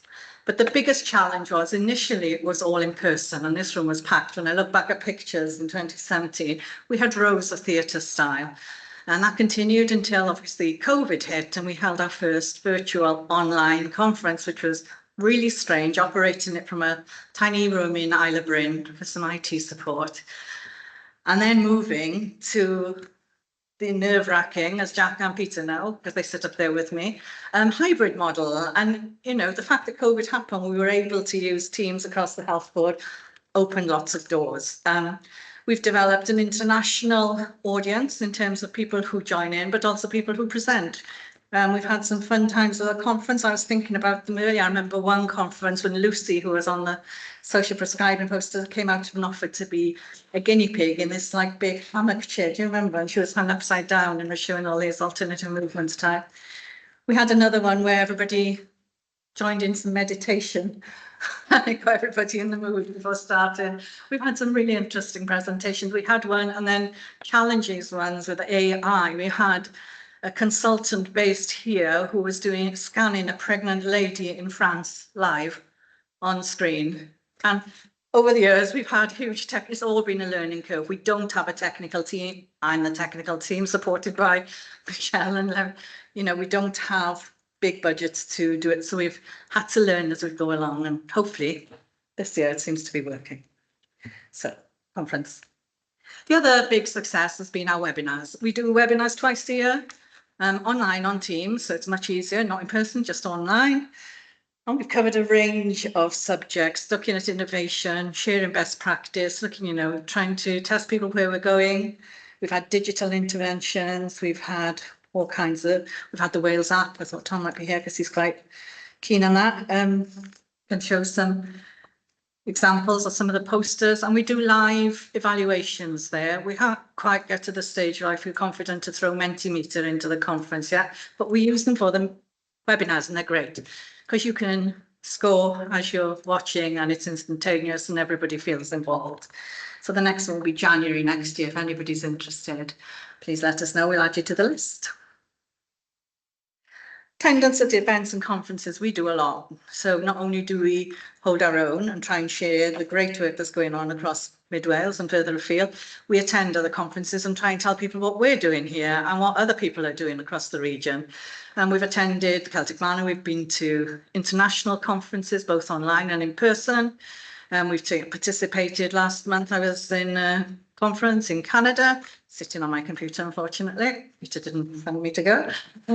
I held a workshop on rural health, and there's been a lot of interest. I attended a peer review event in France earlier this year, where they were looking at GP shortages, and they'd never even heard of social prescribing or some of the initiatives that we now are taking for granted here in Mid Wales. Career events as well, supporting the health boards, because like I said, we do a regional health and care approach as opposed to being any health board specific. And just an overview of some of the projects that we're currently working on. So we are looking at this virtual rural hospital. We've got in inverted commas because nobody likes the term hospital, but it's a working term as we call it. And we're working with the research, improvement and innovation hubs in North Wales, West Wales and Powys, and also West, to develop a collaborative proposal that everybody's happy with, to try and take forward a more comprehensive, cohesive form of virtual platform in the region, which will really benefit rural populations. If anybody was here on Tuesday, you'd have heard some of the work that's going on in terms of reviewing the provision of GP and primary care across the region. At the moment, we've been focusing on distance travelled, accessibility, and also demographic profiling of baseline health statistics. We've got another small pot of funding to look at developing a report into making Ceredigion the first dementia-friendly county in Wales. We've got dementia-friendly communities, but there isn't such a thing as a dementia-friendly county as yet, so watch this space. And then we're going to be undertaking work on reviewing pharmacy and dental provision across the whole of Mid Wales and identifying the gaps for that. And that's in addition to all the work that we already have going on. Like I said, the webinars, we started doing podcasts, the work on the Macmillan project and sustainable communities yet to finish, and multiple others. If anybody wants a copy of our work programme, it's 4 pages long. And I think, so for me, I had to kind of try and keep to one side what I thought our major achievements were, in reflection. And I think it's when I look back at those vision aims and objectives that I was a bit sceptical at myself when the Welsh Government was pushing us to become this international player in rural health. It's been really pleasing to turn around to be able to say, well, actually, we are there. We're definitely called upon from overseas to take part, to sit around the table in debates and to share expertise, but also to as collaborative partnership working in some research. And if anybody was here, you would have seen that Angela Curl from New Zealand was joining us on the GP project and New Zealand is keen to work with us on other rural projects moving forward.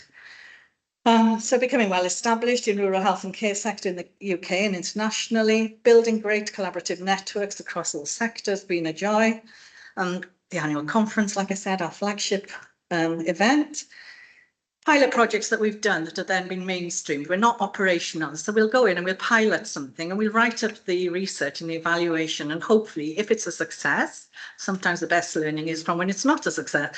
If it's a success, to see it then becoming mainstream, that's been very pleasing to see. The webinars, very popular and ongoing, and it's great to be able to provide a platform to other people so that they can share what they're doing, and hopefully that kind of momentum will build and grow. Funding, we've so far directly secured over £320,000 funding ourselves just to do projects that we're involved with. But more importantly, working on other projects, we've been involved with, Mike Woods was here yesterday, and we're part of the steering group that got funding for £5 million to look into rural research across the whole of Wales, and we're part of that. We got funding with Aberystwyth University for a PhD student, £66,000 to study loneliness in rural areas. We've worked collaboratively with lots of organisations without going into them in details. I've just said over 5 million, it is well over 5 million, and that's been, I think, worth celebrating. And I think the biggest celebration has been a voice for rural and keeping Mid Wales on the map. Time and time again, we had research going on in the south, research going on in the north, and nothing in the middle. And a lot of the times I felt I was jumping up and down and waving my hand and being a nuisance to people. But I think, Mid Wales is more readily recognised now and involved. So going back to what we were meant to attain, you can see there, yes, I do think we've achieved it, but that's my personal opinion. I don't know what you think, or if anybody's got any questions. And my contact details, if anybody wants to contact me, although I think you already have those already.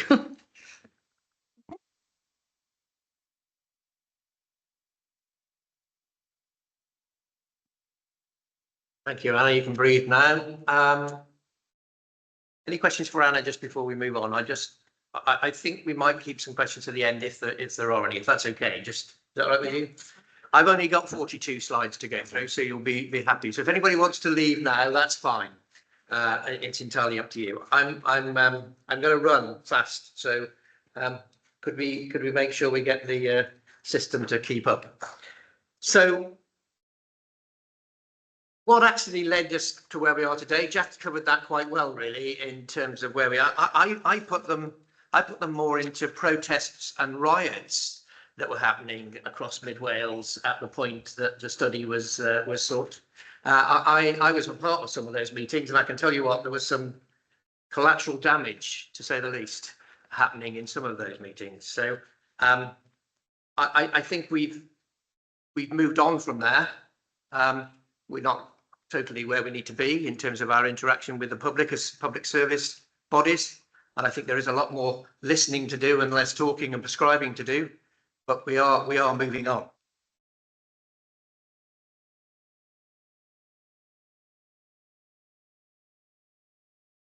We've gone through the development of the study and where we went through that and what happened with that. And the launch of the study in 2015. What a hell of an event that was. Do you remember? Everybody remember that one?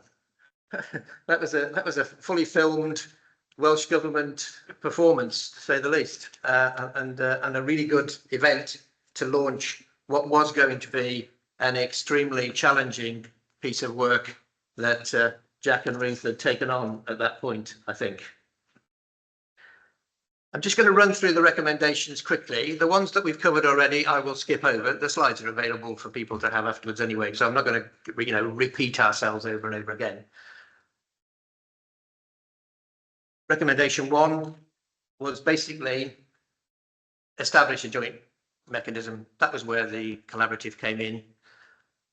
And the collaborative then moved on to the joint committee. I will mention, though, that as the collaborative was formed, strangely enough, some very innovative people in Ceredigion and North Powys decided to ask me to take a job on that covered North Powys and Ceredigion, which was an experience of a lifetime, which I will never forget, having to work with different approaches to both public engagement, patient engagement, and working with communities. It was an extremely interesting, I will write a book at some point on that role. Recommendation 2 was about public engagement. Again, I can remember those trips around North Wales, Mid Wales. We even reached out, and much to the disgust of some people, we even reached out to Welshpool, ladies and gentlemen. Could you believe that? We reached out to Welshpool, which was on the edge of Wales, and I think took some criticism for that, if you remember rightly, in terms of our engagement. And goodness me, had a lot of criticism for a long how far can you go? So again, that was seen to be slightly challenging in the days that we were in at that point in time. In terms of now, we are seeking to link in better with our communities and work with our communities in a better way. This was cutting edge stuff at that point in time.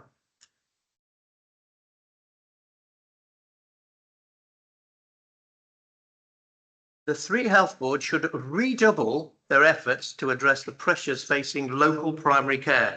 I've got an asterisk on this one because I'm not convinced that that's an area that we have done well on. And I think that is an area that I think will need some real big focus over the next 2, 3, 5 years if we are not to see a significant challenge in our primary care cover across our patch. I think that's one area that's going to need focus. Yes, there is a national story going on with regard to primary care, but locally and particularly around the look at what primary care looks at, like in terms of the local populations, we've got some real work to do there. Welsh Government should take a national care plan and should address the many common system changes and across the system. There is now the strategic programme for primary care. The strategic programme for primary care is not going to address your local challenge in terms of GP provision. And that's something we've got to really focus on and come back to. Recommendation 5, I won't go into all this. This is about Bronglais General Hospital. what's happened in Bronglice really.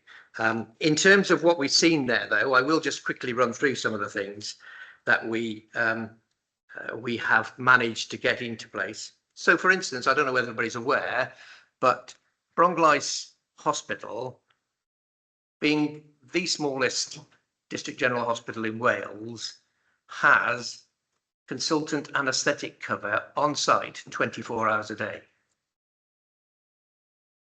There aren't many others around that have that. They're on call, but they're not actually living in the hospital at the time. Again, lots of things in terms of equipment replacement, lots of things that have opened doors because of the Mid Wales focus. I will touch again on elective colorectal because I think that's quite important in terms of bringing that back into Bronglice and getting that service functioning there for the people of Mid Wales. Not only have we been a part of that, we've also driven colorectal outreach clinics into Powys and have now successfully got those clinics running in the Powys area. And we are now obviously in the process of developing and delivering a chemotherapy unit that's fit for purpose in Mid Wales as well.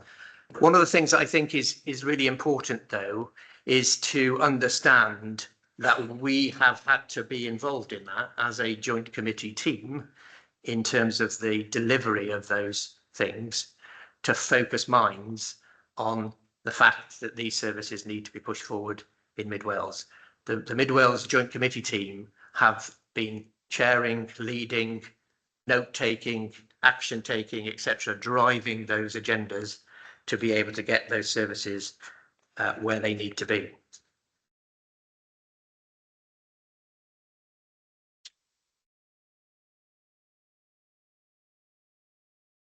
We've frozen again, have we? Oh, we're there. Okay. Yeah, so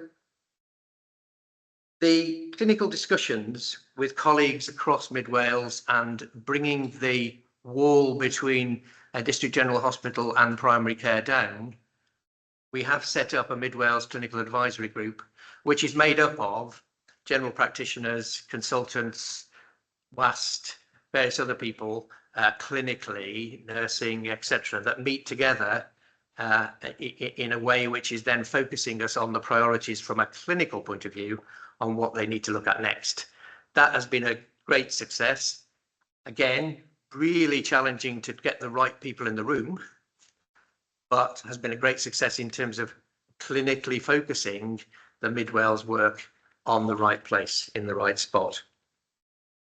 And we've worked collaboratively between us all to deliver integrated care centres, wellbeing projects, etc., across the patch in terms of the developments that we're seeing around us.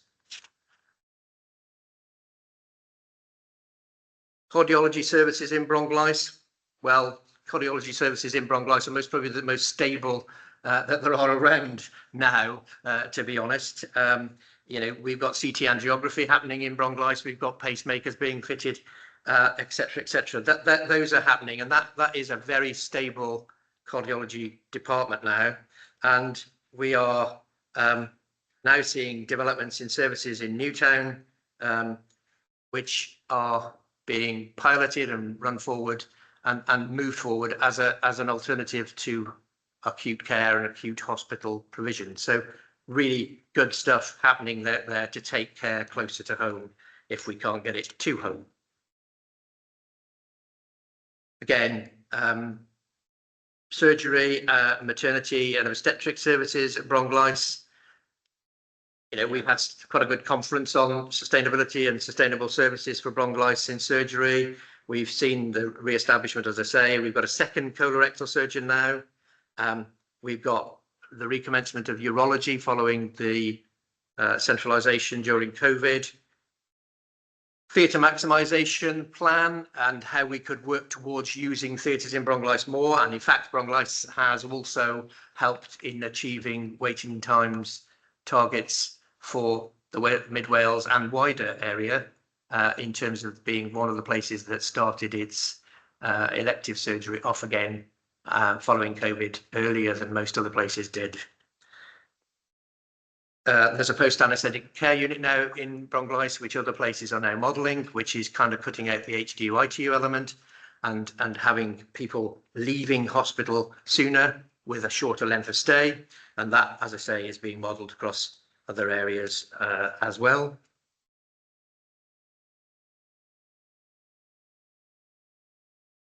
Unnecessary journeys, as I've said, we are seeing lots more clinics being held locally, nearer to people's homes. We are scoping out now rheumatology services. We've got a rheumatologist, the professor of rheumatology now started in Bronglaise Hospital. And we are scoping out how we reach out across mid Wales in a networked way to do that, and how that service could be then networked across into South Gwynedd and North Paris, etc. Dental services, again, we got the right people in the room to have a conversation. I know it sounds absolutely silly, but that's where we had to go to get the right people in the room to get the conversation happening about whether we could work together closer and provide a better service. We've got children travelling from, North Ceredigion down to Swansea and having to stay overnight before having some minor dental surgery done. That isn't where we want to be, is it? So we have been working on trying to pull those services back and utilising the District General Hospital, which is not just down the road, because it is an hour away from some people, but it is a closer, location to do that. We've got a number of integrated care centres. We are supporting the National Palliative Care team in terms of looking at rural palliative care and working with them as a part of the Joint Committee team. And they are meeting with us now on a regular basis. And we are going to programme them into the Mid Wales clinical leads and how that works going forwards. The ambulance service, we have seen huge improvements in terms of volunteer roles within the ambulance service. We've seen the workforce planning change to a rural resource and recruitment thinking within WAST. We've seen additional practitioners and paramedic trainees coming into our area compared with what they used to be. And we have seen the CHARU units, which are the unit which deals with the intermediate care in the ambulance service world. So they are, again, ruralising some thinking and working with us in terms of taking that forward.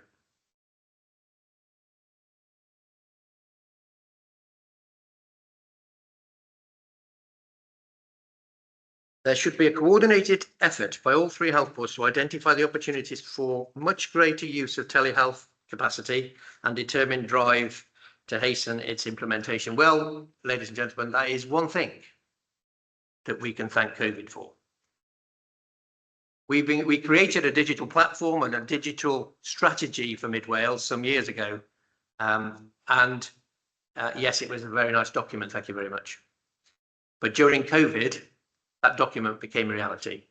And we now see online clinics done, we see online consultations done, and we are seeing a lot more use of telemedicine. And that for us is a success from our actions from COVID. So if we've got to see some benefit that came out of it, that is one of them.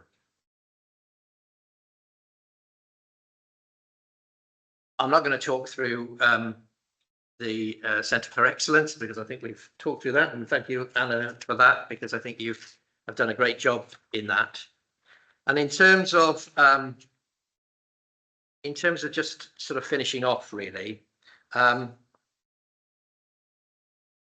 can see the green shoots now of operational teams across the patch working together. So, for instance, over the last 3 weeks, I've been approached by Powys Health Board, Betsy Cadwallader Health Board, to talk through a potential model for community care that might be able to work across the borders between the health board footprint.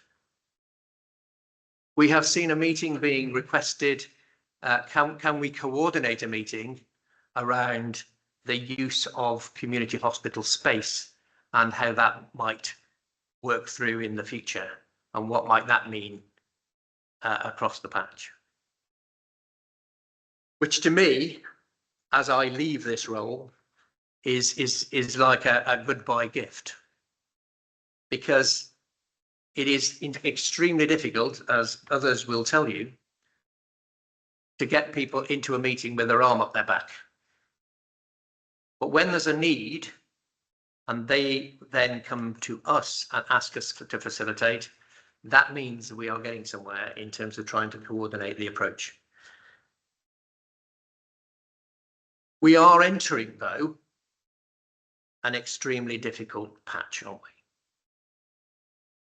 With our 3 health boards that form our joint committee in some sort of enhanced scrutiny, our local authorities facing significant budgetary issues going forward, there is a need for the joint committee to ensure that the Mid Wales area doesn't become the hole in the donut.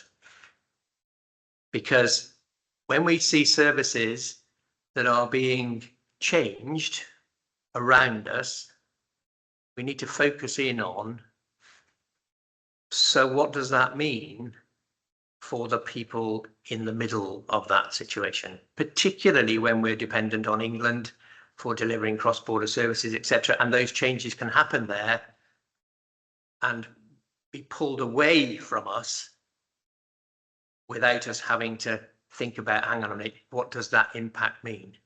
And if we see all organisations having to tighten their belts, what does that mean for the area that we have a concern for? So in terms of going forward, we really do need to redouble our efforts in making sure that focus doesn't get moved in that world we're in at the moment, which is a really exceptionally difficult, challenging world in terms of finances.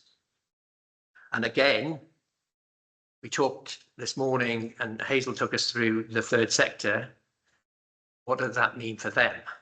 And what is our dependency on the third sector in terms of delivering that care close to home in the localities nearer to people that we want to give? So we've got to be really careful that in our planning, in our whatever business plan or IMTPs or whatever else we're going to take forward in terms of the planning arrangements, that we have a focus on the Mid Wales patch, because that could be where we see services pulled out from and not actually really realising what we've done by doing that. So I think we've got to be really careful that we take that into account. There was a mention earlier about giving us the mandate, in terms of giving us the mandate to do something different. And I think the day has come now where we don't need the mandate. We just need to do it. We just need to do the right thing.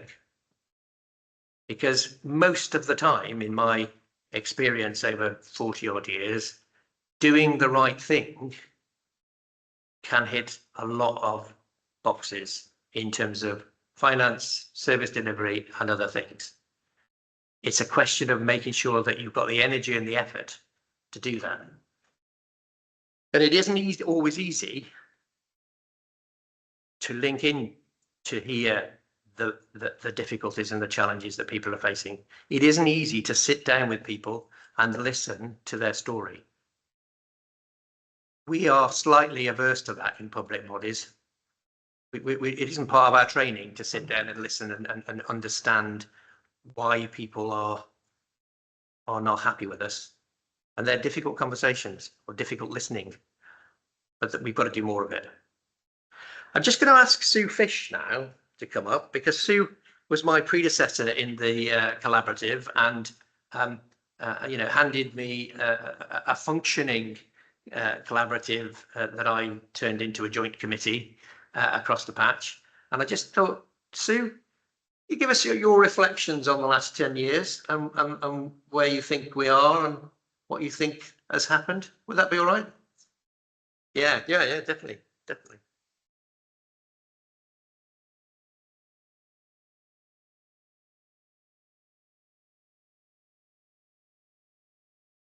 So thank you, Peter. And Peter didn't tell me until now, till today, I was going to do this. So I haven't got a long presentation, so don't worry, I won't keep you long. At the time that the Mid Wales Healthcare Study was done, I was medical director in Hywel, and I'm also a GP that's recently retired from practicing in Borth in North Ceredigion, small rural practice where I've been for the last 30 years, living and breathing all the challenges that we've talked about. So I made sure I was the lead medical director that accompanied Marcus Longley when he was doing some of the review. So in thinking about what my reflections are, what can I tell you that's very different from what you've heard already?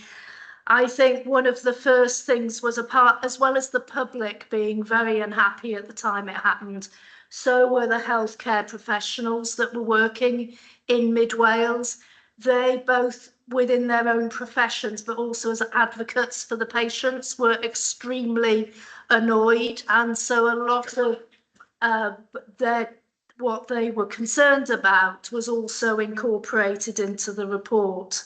And some of the challenges that they faced as clinicians was there was a general feeling across England and Wales that the way that healthcare and social care clinicians practiced in rural areas no longer fitted the governance requirements of what those professions were, and were constantly being told, no, you can't do it that way because you just can't, not because they have to do it because they live in a rural area. So I was involved in the setting up of the Mid Wales Healthcare Collaborative, and I left doing the medical director role at that time. Part of the reason being I knew, working with Jack and Ruth, that it required more than the half a day a month or something like that I would have been able to give it as medical director. And so a lot of the challenges that Jack and Ruth faced, I shared with them. So they came back from meeting Mark Drakeford to say, Sue, we've got to set up Rural Health and Care Wales. And I said, what does that mean? And they said, there you are, Sue, set up Rural Health and Care Wales. So I did it for 2 years, but then due to challenges within my own practice, the time had come that I then had to go and work more in the practice. But I've remained a member of the stakeholder group, so very closely with what has been happening. I retired from general practice, very happy that my practice was continuing, but very dissatisfied, as a majority of us, I expect, about the state of health and social care services right across the UK. But I've spent the last 3 days here because I've been able to, and I actually feel much more positive about everything that we've achieved over the last 10 years. A lot of what's been achieved has been discussed already, but I was going to mention one thing that it's been quite nice over the years since I left working with the Mid Wales Healthcare Collaborative to hear people refer back to it. So I went to a presentation from Tech Cymru, which is Technology Enabled Care, and they started their presentation by saying, we are established because of a review that was undertaken by the Mid Wales Healthcare Collaborative, recommending that we were established. We've mentioned the nursing school in Aberystwyth. We've heard today heard during this conference how they are now teaching their 3rd cohort. So next year, qualified nurses are going to come out. We're in the 7th year of Cardiff medical students coming to Aberystwyth to spend a whole year of their training based in rural GP practices.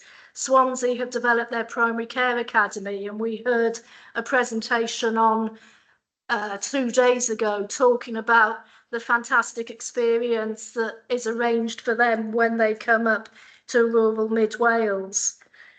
I've also thought a lot about the difference in the conferences. I can actually go back 2 more conferences. So one's been referred to, which Peter mentioned, which was the first launch of the Mid Wales Health Care Collaborative and the Mid Wales Study. And that was a list of the problems and a list of opportunities to look internationally about how we might begin to address some of the solutions. We then had the launch of Rural Health and Care Wales, and that was, yes, we agree, these are the problems, this is what we do, which we do very well, and everyone is telling us we shouldn't be doing it, and here's Rural Health and Care Wales, and we'll see what will happen. Well, we've now progressed several years down the line. We've had a fantastic conference where people have been doing presentations about the work that is beginning to address some of the problems. The number of conversations I've been involved in where people know, as Peter was saying and Anna was saying, that this is the place to come and have that collaborative conversation about the issues and challenges that we're facing in rural Wales. I've been involved through Rural Health and Care Wales, but we've seen from the presentations and from what Anna's said, the international connections that we've had as a result of Rural Health and Care Wales. I've had opportunity to contribute, and so did Anna, to the UK Parliamentary Review into Rural Health and Care Wales. So we are now a name on the map. We exist. We are flying the flag for delivery of health and care in this area. There are still loads of challenges that we're all facing, but I think whereas a lot of the NHS is actually behind us now, if they haven't begun to put the foundations in place to begin to address some of that. And I've definitely seen those foundations are there. We just need to carry on working together to overcome them. So thank you, everybody, for the contributions you've made. Thank you, Sue. Thank you. Thank you for that. I'm just gonna sort of say, she's running off already. I'm just gonna say, does anybody have any questions at all, just before I close us and move us into tea and cake? Anything online? Well, there was somebody asked, could we add optometry? Oh yeah, could we add optometry into your primary care work, is what I think that question was. I did see it pop up, so there's a bit of a request there for you to expand that area if possible.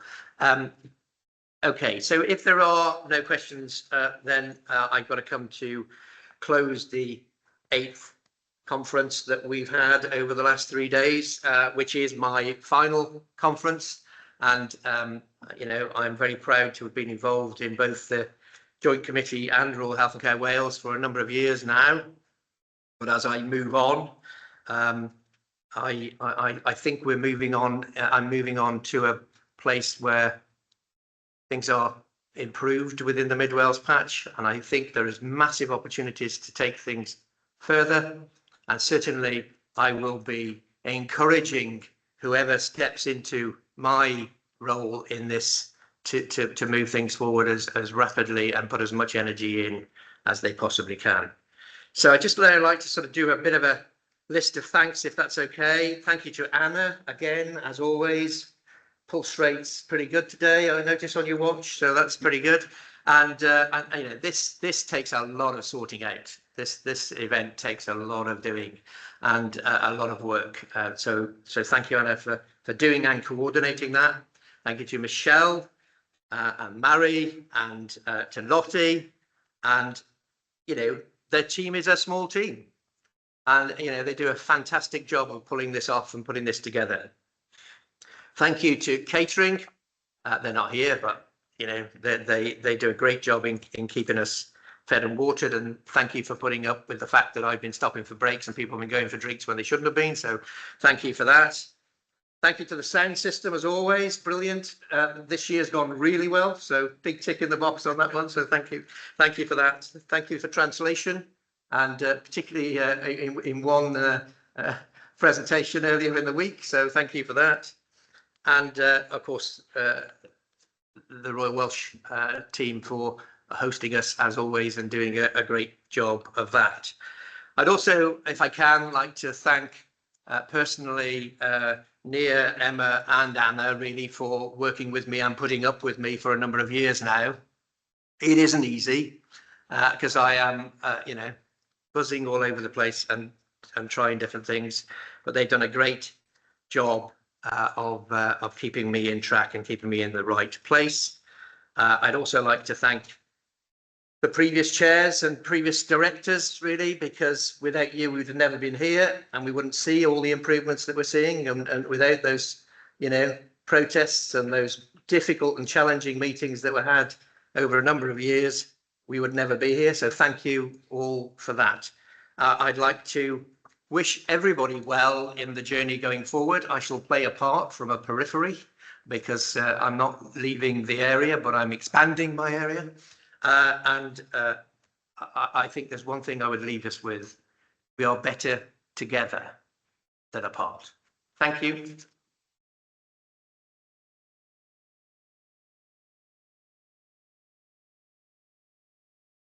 So just to confirm that there will be tea and cakes and coffee at the back if anybody wants one. If you don't want it now, you might want to take it home with you. Not that I've said that, but thank you all. Thanks for coming. Thank you. Bye.